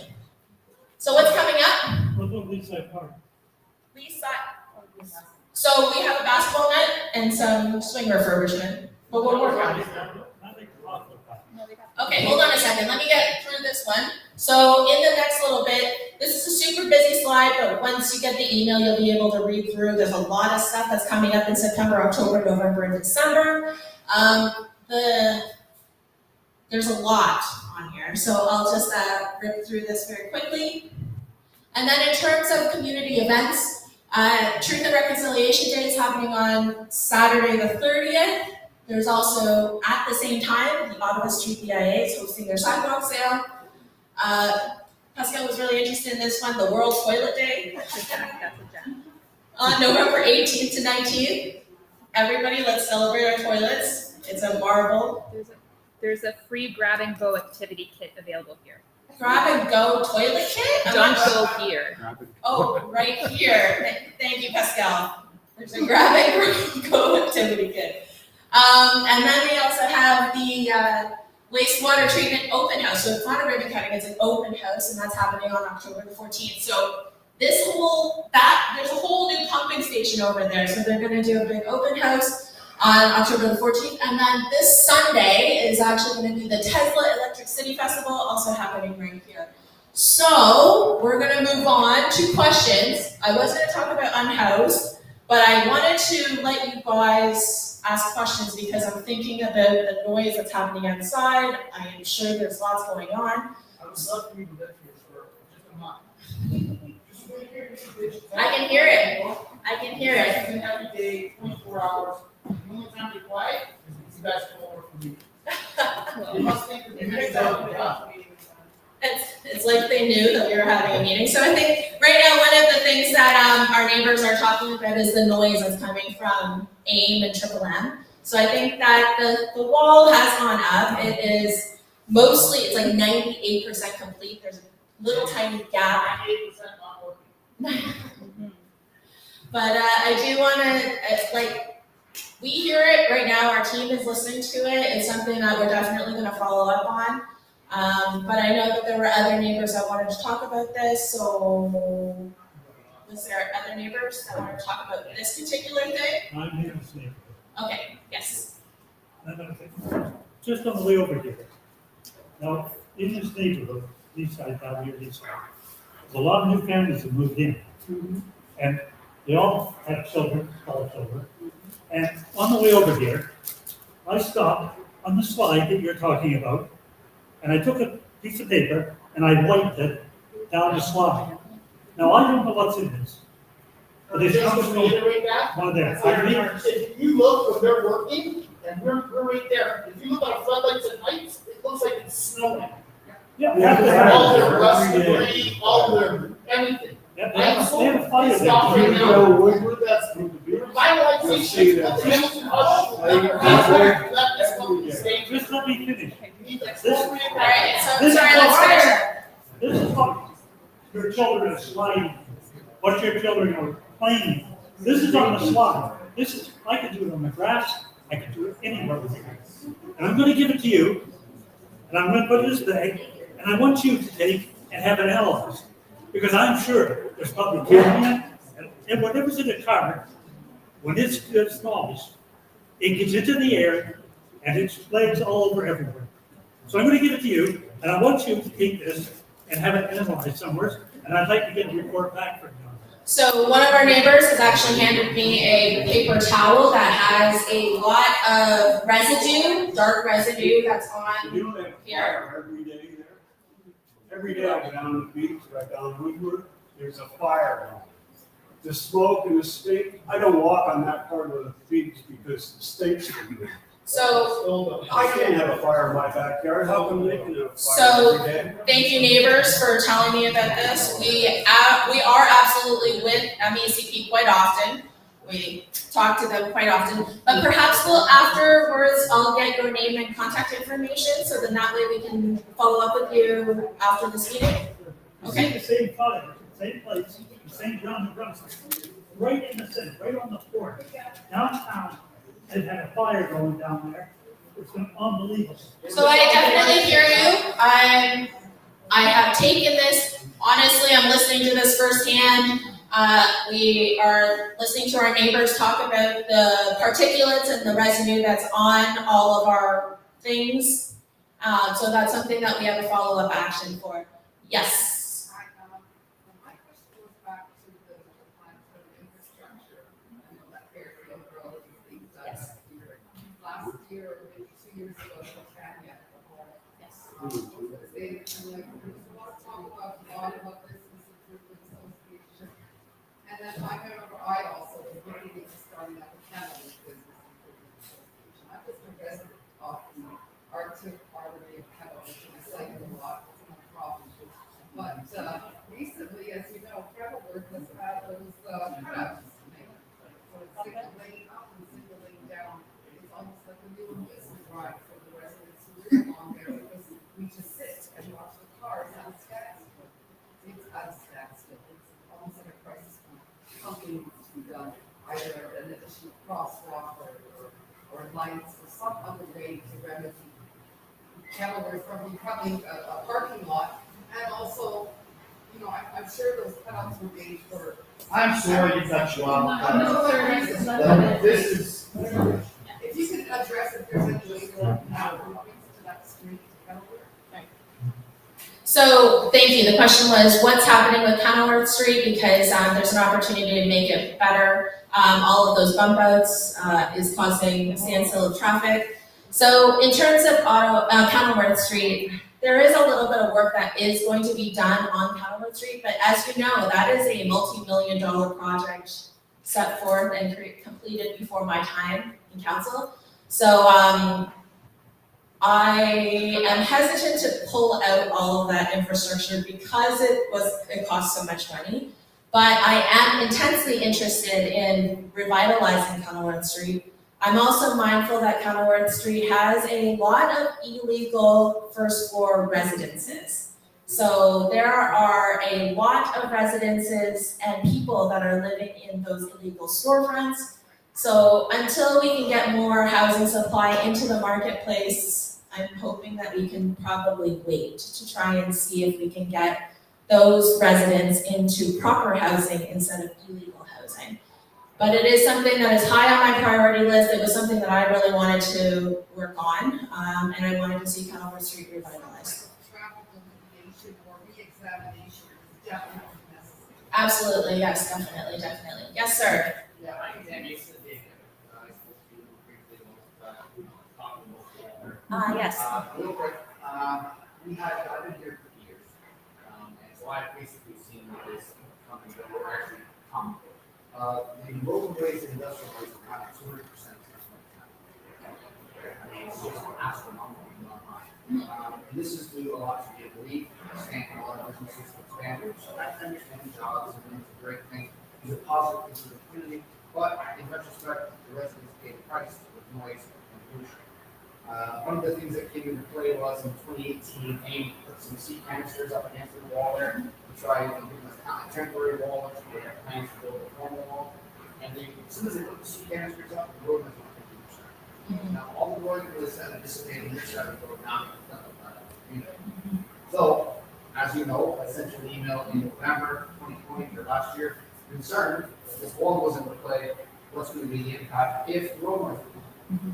And I was assured by Amy, Leslie over at Amy, the environmental committee, that they were making a sound absorbent wall and that it wouldn't affect them. So you sure? She was 100%. I was like, okay, so as usual, this isn't the first time Amy told me something that's going to be fruition. Anyways, to say the least, disappointment occurred. As soon as they started building and constructing the wall, the roadway started to get significant. I don't mean minor. I mean, we used to hear the truck noise, dramatic, right? These engine brakes, we hear that one other thing. Those are the significant factors in the impact to our community. Now, that noise is voiced about. Now we hear all the car noise that used to be covered, protected like a berm along the East Side Park. And the reason for that is because the wall now goes to the ground, where the sea canisters are on the other here. So now we have a reflection of noise right from the ground zero where the cars and motorcycles right now, right into our community. So now we're not just getting part of the noise, we're now getting all of the noise. So we are literally gone up 150% overall since they started the sea canisters. We're now 200%. I come up my front door this morning, just as an example. I just finished insulating my house, putting all triple pane glass windows to avoid noise. Nice and quiet inside, open up that front door, and it's like a wall. Just a and the truck's handling, just like, wow. And this is what I get from home to tonight. I'm thinking, wow, every day. So I just wanted to summarize all that for any of our people listening online. I got a stamp here. In 2020, in July of 2020, I approached the Public Works Committee to get a sound study on the traffic noise that was in our community, caused by Nicola Festival. In April of 2020, they ratified it and said they would do it. Oh, so that's actually on the OBL? Okay. Here, giving you information from Alicia Davenport. Anyways, council agreed to do it. Sam agreed to do it. Oh. And in 2021, they stopped talking. Oh. I got a cold shoulder, and they didn't want to talk to me further. I don't know what happened to the study. If it ever went through, they refused to even accept my emails now. So I gave them copies of the committee and everything. Nobody responded. So just for our I'll leave this with you. residents that might be watching online, we're talking about the AIM giant barrier sound wall. Our office was also told that it was sound absorption, it was state of the art, it was made out of wood, and it was supposed to definitely absorb the sound. And because actually I heard you, Dave, talk about the reflection, so that was exactly the question I asked the AIM guys. And yeah, they told us it's an $8 million wall, and we're going to make it so it's like 14 feet high, and blah, blah, blah, I got blah. a solution. Just expropriate the land and sell it to developers for residential. You get tax money, you get everything that you want. All the money you need from the they provide you, you get it from the residents. So here's where, so again, I'm gonna continue with my summary, is that we're looking at apparently a 2021, yeah, if you could just drop that off at Pascal. 2021 council decision to actually do a sound study on that part of the neighborhood. I'm not sure about that, but that's great to know, so it's something that I can definitely follow up with. So thanks very much, Dave, for sharing that information. Yes? I'd like to know what you plan to do about the encampments in Montgomery Park. I know there's protocols that are only 5 allowed in the park. That's 5 too many as far as we're all concerned in that neighborhood because nobody's taking their kids to this park. It's all houses. Steve's homeless home apartment. What are you gonna do about it? How are you gonna enforce the bylaws and get the access to campers or homeless people moved elsewhere so that we can feel a little bit safer in our community? I don't think it's gonna change the fact that people are gonna bring their kids back to the park. Because since the shooting that involved with the homeless people, nobody feels safe in our neighborhood. What is your plan to fix that? Thank you for that, and I was expecting it, that's why there was a slide on it. Safety is one of my top concerns for this, but here is where homeless is a tough and complicated solution. I know the answer you want is for me to force the police to evict them. There's bylaws. The question now is that we are under legislation and there is common law where we cannot evict them from public parks unless they have a place to go. And the challenge right now is we are full up. Shelters are full up. we actually have no beds available. We also know that there are no affordable houses that are available. There are currently city housing Hamilton units that are currently under repair. We have a council that actually said we signed a check for $5.7 million to have 472 units for city housing Hamilton to be turned over as quickly as possible. So at this point, we are following the encampment protocol. The encampment protocol does say 5. However, it's being a little more generous with ensuring that encampments that have a set number of tents, so at this point, we're seeing Montgomery Park at 8 tents. We are holding true to 8 tents, no more tents than 8. And then if there are tents that come forward, we will be following the protocol, which is calling the unsheltered team and having them come and issue trespass notices. What about 100 meters from the playgrounds and buildings? So that, we double checked on that. What about the human feces that's being found along the bush line in the park, and the needles from the drug users that are there lying on the ground? It's just my children are no longer permitted to go to the park. Nobody wants to take their kids to the park. We have this beautiful place now that we can no longer use. It is not safe. So our unsheltered team is also coordinating with our city cleanup crews in order to have those, because those are all biohazards. So they are removing them and cleaning them, but we're also not the only park with encampments in the entire city. So we are the lucky ones where we didn't see this until 18 months ago. Honestly. Nobody feels lucky. You're right, I don't feel lucky. That park's in my backyard, quite literally my backyard. But let's So- talk about the cleanup. There's garbage on the Kenilworth access from the tents that are encamping in those circles. I called the city, including the mayor's office. It took over 3 weeks to pick up the garbage. And I turned around, and then there's another stack of garbage on the other side of the road, which is going 3 weeks that still hasn't been cleaned up. And you talk about 8 tents.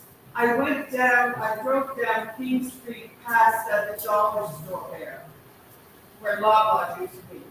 And lo and behold, there may be only 2 tents, but they've got a tarp over top of it. So how do you count that as one or 2 or 3 or 4? Because what's underneath? And why are they? And what defines a park? Is Kenilworth Circle a park? Is beside the dollar store a park? Like what's a park? So those are called parkettes. I had reason to go to City Hall. And what do I see when I drive out of City Hall to Bay Street? 6 big green garbage bags in the middle of the day with a tent in. Is that a park right next to the City Hall building? That's called East Park, yes. So those are all considered public property. Those are all parkettes. They are all part of that common law legislation that I was telling you about. That came forward in January of this year, where we're not allowed to evict people unless we have housing. But this is where you're going to see the significant. They have shelves and chairs and everything. It's. I would not call a tent a house. Well. That is not what we call housing. So we don't, so I think that this is where I'm going to be very, very, very honest with you all. This is a tough situation. Nobody should be living in a tent, full stop. Nobody. Second, in the absence of us using militant police services to wrongfully evict people from a house that they don't have, we must start from somewhere. And that is what the encampment protocol is. It is a start. It is also something that I receive weekly updates on, including number of complaints, including number of people that they've serviced, number of people potentially moving through the system, number of evictions, number of calls to those encampments. I am getting weekly updates. It is something that it is a whole of Hamilton challenge but it is a whole of Ontario, and in all honesty, it's a national housing crisis. It is something that we are trying to manage the best way possible. So I still encourage you all to continue to call our office, call the unsheltered hotline, because all of those get logged and all of those get tagged. We just don't get a response. You won't get a response. You won't get a response. We're just supposed to run off with the park until you guys. Yeah. The challenge here is where I need your help. I need you to help me advocate to the PC government to help us unlock more funds, talk to the federal government, to the Liberal government, to unlock more funds. At the end of the day, we are putting almost $100 million of taxpayer dollars into this. Why do you stop? Why do you keep putting it in? You liberals are all, take it away. I think that you have to understand though, if we didn't do this, we would probably have a worse problem. Yeah, I got one. With all the tent encampments and everything, we had a homeless guy living underneath our deck. Yep. So it's being forced into the housing area. Yep. $5,500 damage this one person caused. So thankfully, because you're a private homeowner, you can call the police because that is It took technical over trespassing. 2 hours to get him out of there, but how he found it, he was going to house to house to house. He was living under my kitchen floor. Okay? He's going to house to house to house to find areas. So that is definitely scary, but that is also where the police will absolutely step in.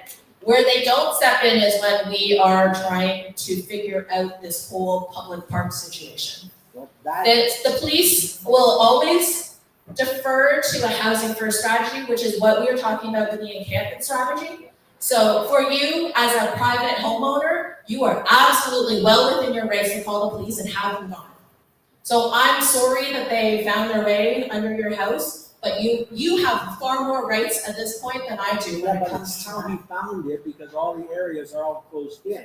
I got a 5-foot fence. That deck is 21 feet long by 14 feet wide. The only way you're going to get is from me to him. How he found it, I don't know. But he went house to house to house looking to live underneath. And he found it. I don't know how. At some point though too, scarcity will make you do some crazy things, right? So So the I'm sorry about that. The protocols and Yes. bylaws are just being. No, sorry. The They're up bylaws are being absolutely followed. No, they're not. We are pan-tying. We have common law that says we are not allowed, as a municipality, to evict people from public parks unless we have a space to go. So our municipal bylaws are completely superseded now. So now we have different bylaws coming forward. We have a safe apartment bylaw, we have a rent evictions bylaw, we now have an encampment protocol. We are now in a whole new different time. So, yes. I just want to throw out there that I have 2 and 4-year-olds and we go to the park almost daily. And the fact that there are some tents there, they generally tend to keep to themselves. And I use it as a bit of an opportunity when my daughter asks why are people in tents to demonstrate a little bit of compassion. And by and large, they're not bothering anyone. And it's a really bad situation to be in. Like,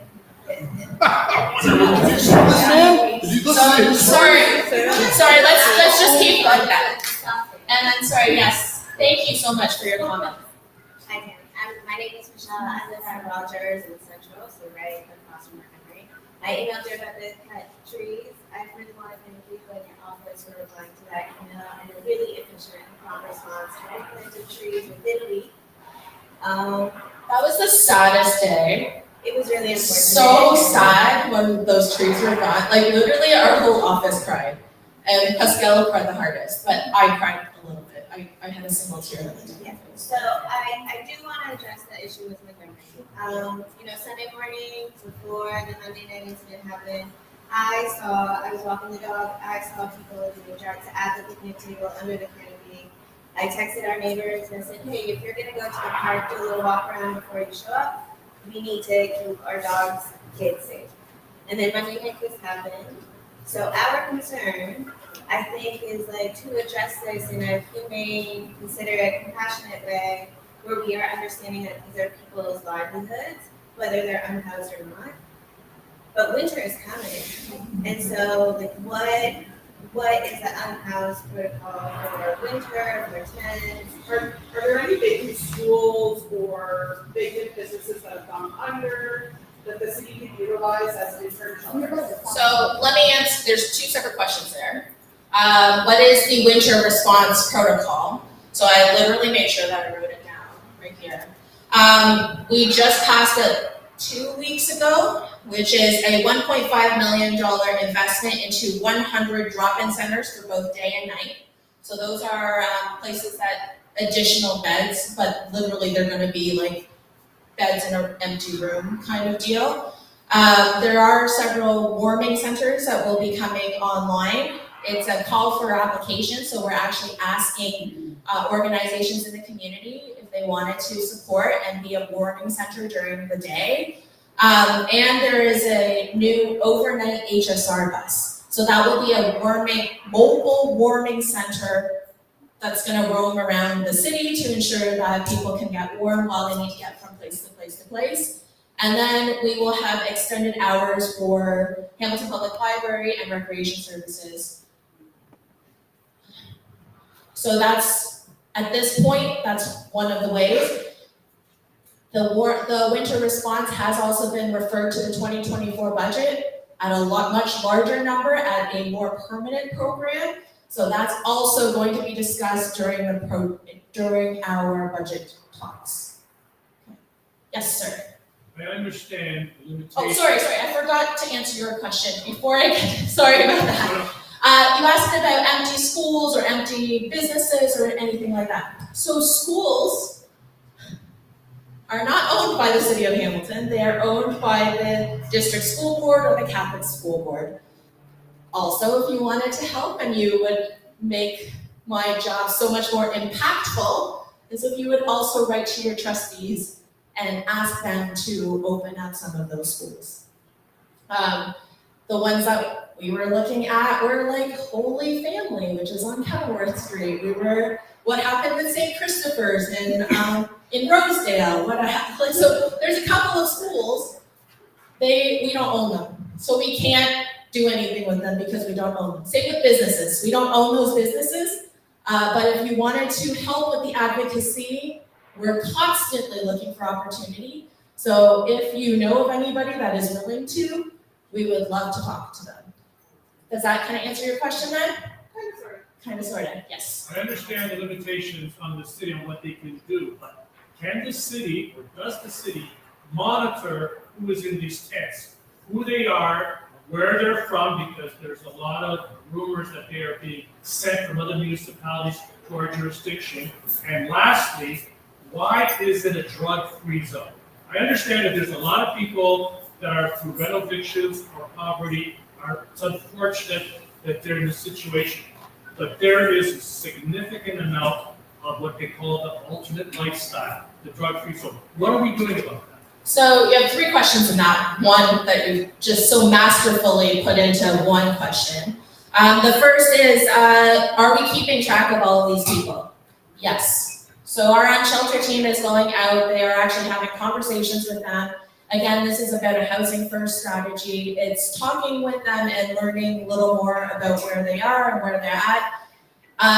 One of the challenges, so what happens is those people get put onto an access to housing list, but those that are actively unhoused or actively in tents are on what is called a by name list. So those ones are considered more of a high priority, but the challenge with the by name list is that there's a lot of potential supports that need to happen with them. So sometimes there's mental health, sometimes it's opioids, sometimes it's drug addiction. So their housing is likely going to be one that has wraparound supports in order to get them mental health that they need, the addiction supports that they need, that sort of thing. In terms of the last, the drug-free, that one's a little harder because it's tough being on the streets and sometimes to escape, that's what it is. Other times it might be, it is what they need in order to be healthy themselves, like mentally or anything like that. There are a lot of conditions, there's a lot of stories around that. That one is a hard question for me, and I don't know the answer to that. It's something that we're trying to be compassionate and look at it from a safe supply and harm reduction perspective. But I do know that there have been some amazing ideas about dry encampments that are completely drug-free, completely alcohol-free. I've heard of those being instituted in other places. It's something that our housing team has been actively looking at and we're trying to build the plane while we're flying the plane. That's the reality of the situation right now.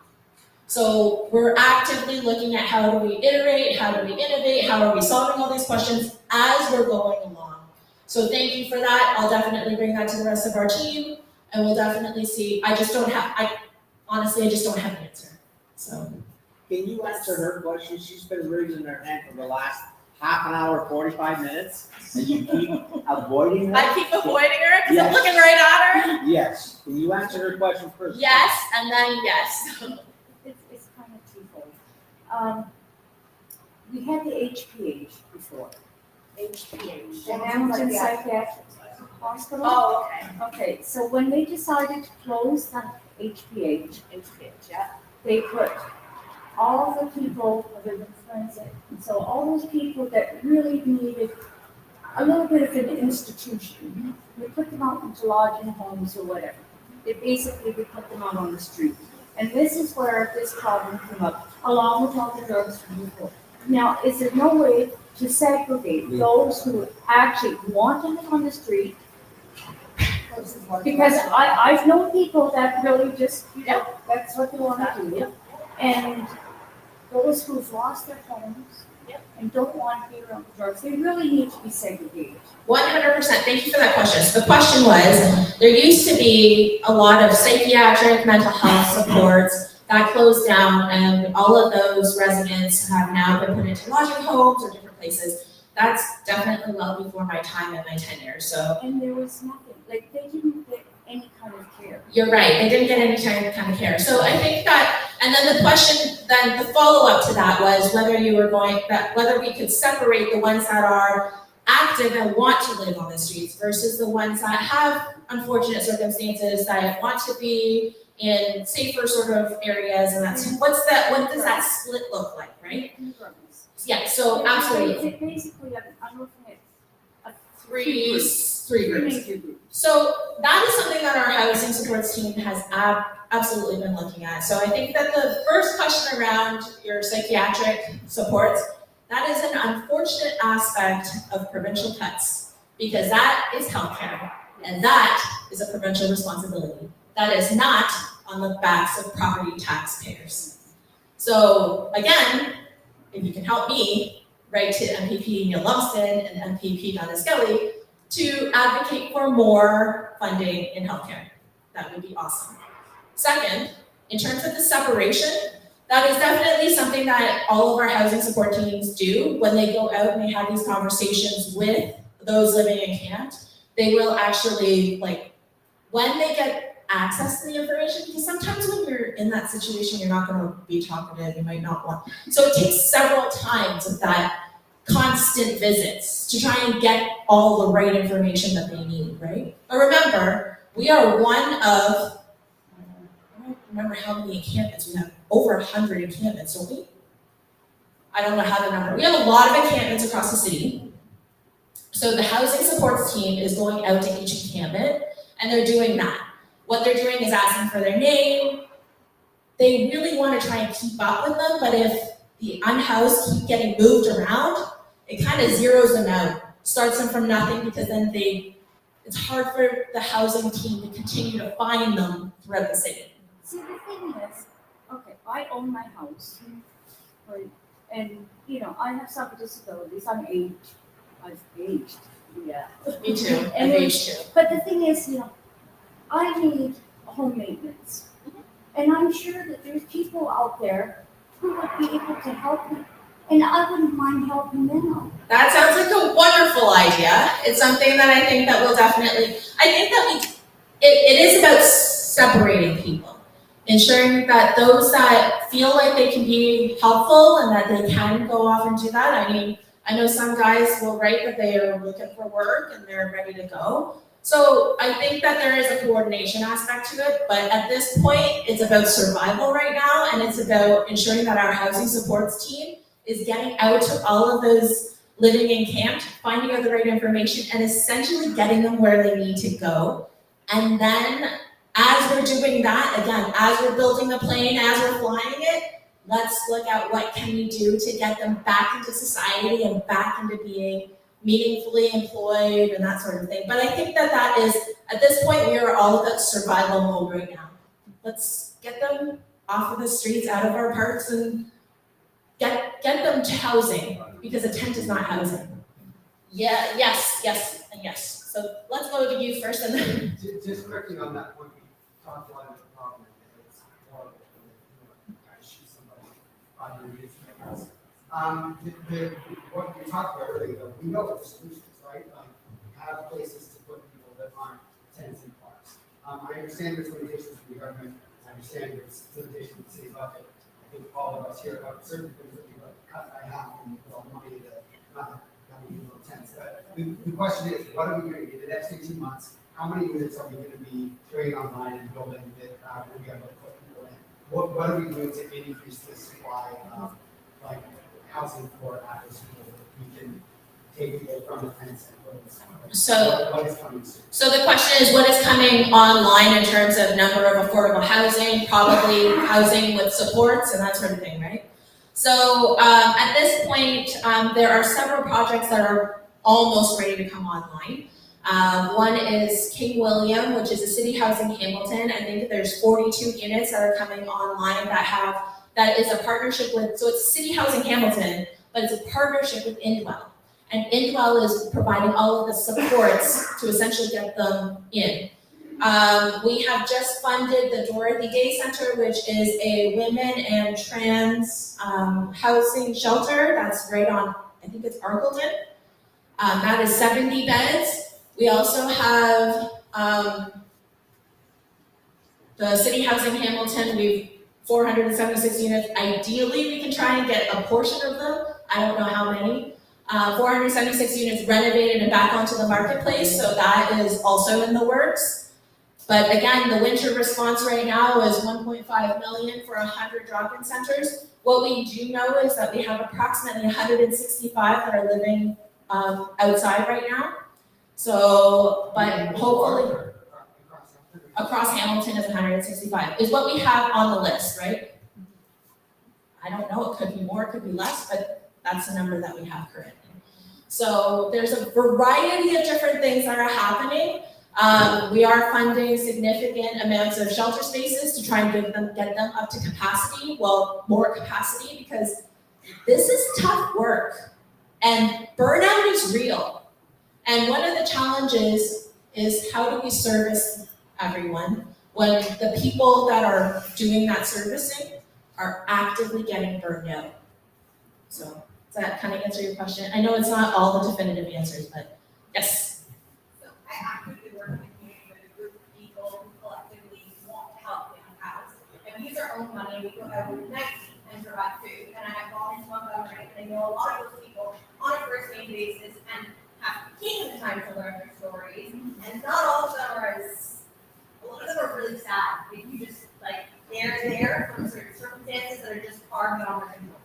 But a lot of them come with families. And Hamilton is one of the only metropolitan cities that doesn't allow animals into the shelters. Yes. So with that, I have asked the city time and time again, do you know how many people you could take off the street if you allow them to do that? 100%. So the question was, shelter system doesn't allow people to take animals. And I love my dog. His name is Johnny. And I would not want to go anywhere without him. Except today I went without him. Sorry, Johnny. But yes, that is one of the challenges, is that shelter systems will not allow animals. Shelter systems will also not allow couples. So this is, like Toronto, we, Vancouver, all of them allow you to have your animals or your pets. we literally Housing problems, so they're homeless. ask, It's not gonna be a solution. we we ask that quite, like, literally, it's not just me that asks that question, but there's just literally no capacity, so. Yes, I'm so sorry, I keep missing you, I'm so sorry.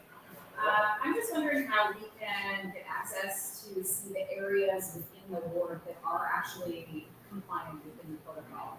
And specifically Montgomery Park, like, is it just the top lower east corner?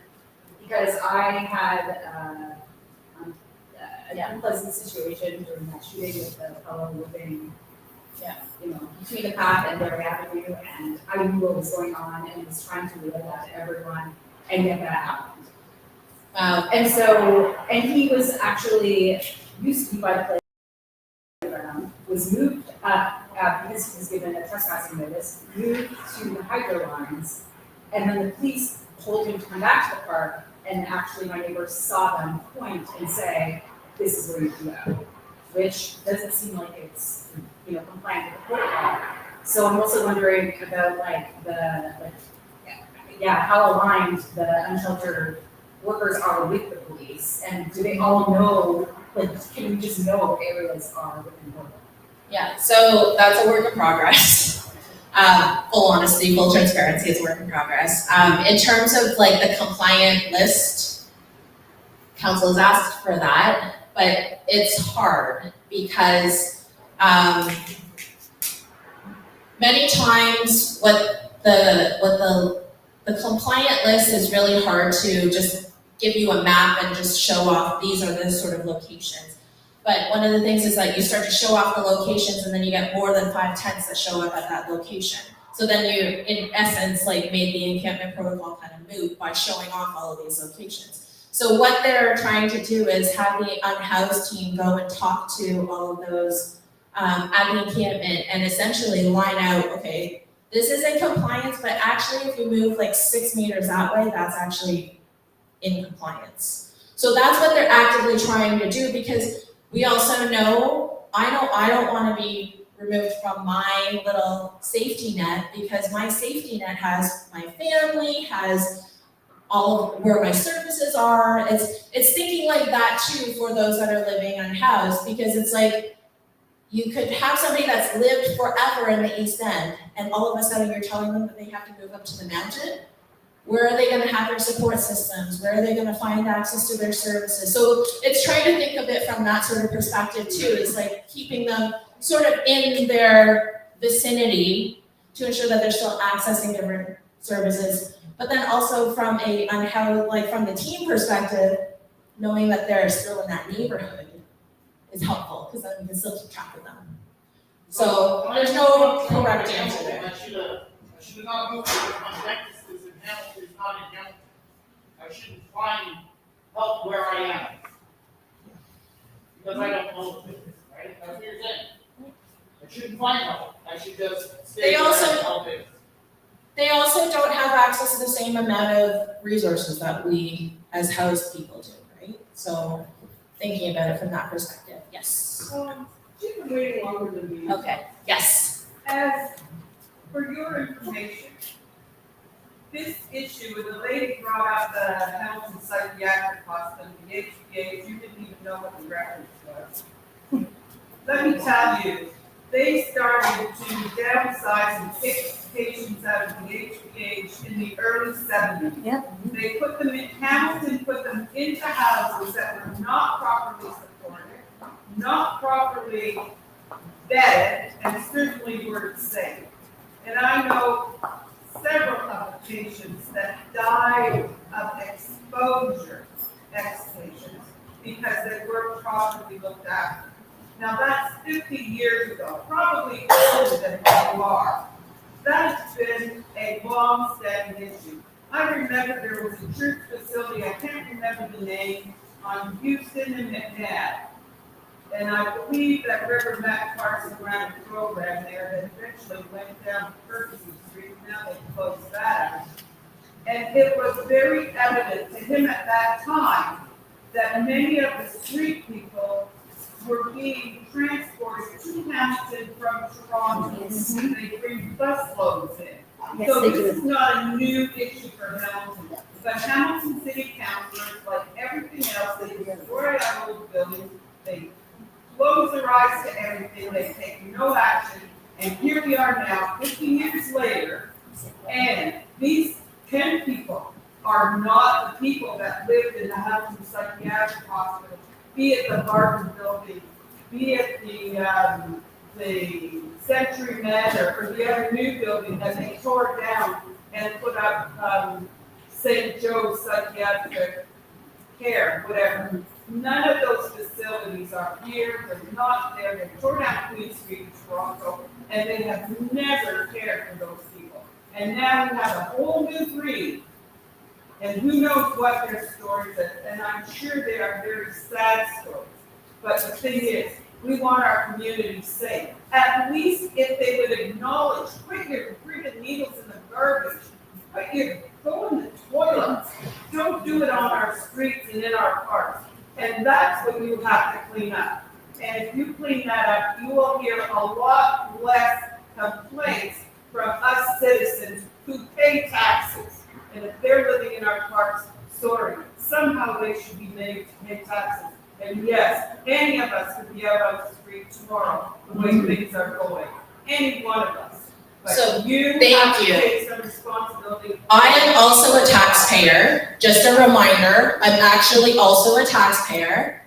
I'm also working very hard on working on a solution. But again, as you said, 50 years ago, this is what happened. This is the result of systemic misallocation or underinvestment in life sciences and health sciences. Absolutely. So I understand, I hear you, but I'm actually super mindful of time. It's 9:04, so we're gonna go to the last question. Yes. I was just thinking about the in-campus protocols, and certain parks are just small. So, like Mahoney, I don't think there's any room in Mahoney for a tent, so there might be. But they're beside baseball diamonds, so they're not within the protocol. So could Mahoney Park, I don't know if it's a factual thing, but could certain parks be no tent zones? So that would be known, like this park is too small, it has a single playground, and it has no, So that's something, yeah, in terms of Mahoney Park, that's something, we drove by it on our way here and we noticed that there's like 3 tents right in tucked behind the diamonds. That is absolutely not in compliance. So that's something that we're already gonna talk to them about, but it takes approximately 11 days to get them like completely cleared out. Because there's a 72 response time frame, followed by a 4-day potential eviction, like notice to be given. So after 72 hours, there's 4 days to actually have an eviction notice handed, and then we asked for an extra 3 days from the police to actually go, so they're making it an 11-day sort of start to finish. It's also, what other parks are they evicting? This past week, they sent out 132 eviction notices. We don't have an unlimited police force to do that. So it's part of the system. It's part of what we're putting in. So again, if I can get everyone to, again, help me with talking, like sending a note to End Shelter, giving them a call, you are not getting a response back because they're just overwhelmed. So what they are is they are absolutely taking all of those, because those numbers are what I get on a weekly basis. So the number of calls, the number of emails that they get, all of that gets sent to all of the ward counselors. My whole train of thought was basically, just on the last agenda, then, if we did a town hall meeting about AIM instead of about LRT and homelessness and dog taxes. Because, a lot of us are here for that. Are we not? No. Okay. We're all That's here for the LRT and homelessness. That's. Can we get that at some point in time for our community down here? Okay. Like on record here, that. Okay, so thank you. That's something that we'll definitely follow up with AIM about, see if AIM will come down and do Oh, I'm it. asking my. Oh, you wanna do it Instead of town hall, just on I'm AIM? with you. Oh, okay. Instead of going over the LRT, going over homelessness, going over property taxes, we like the main agenda to be our problems today, and the fact that they're polluting our environment, they've had forest fires, they have no respect for anybody. Thank you for that. Let me finish this one, and then we'll go with that for the next time, okay? So thank you all. It is now 9:06. Thank you so much for being here. Thank you for all of your comments and your opinions. Thank you so much for being here. So our next one will be in January. Our next formal town hall will be in January. Thank you all.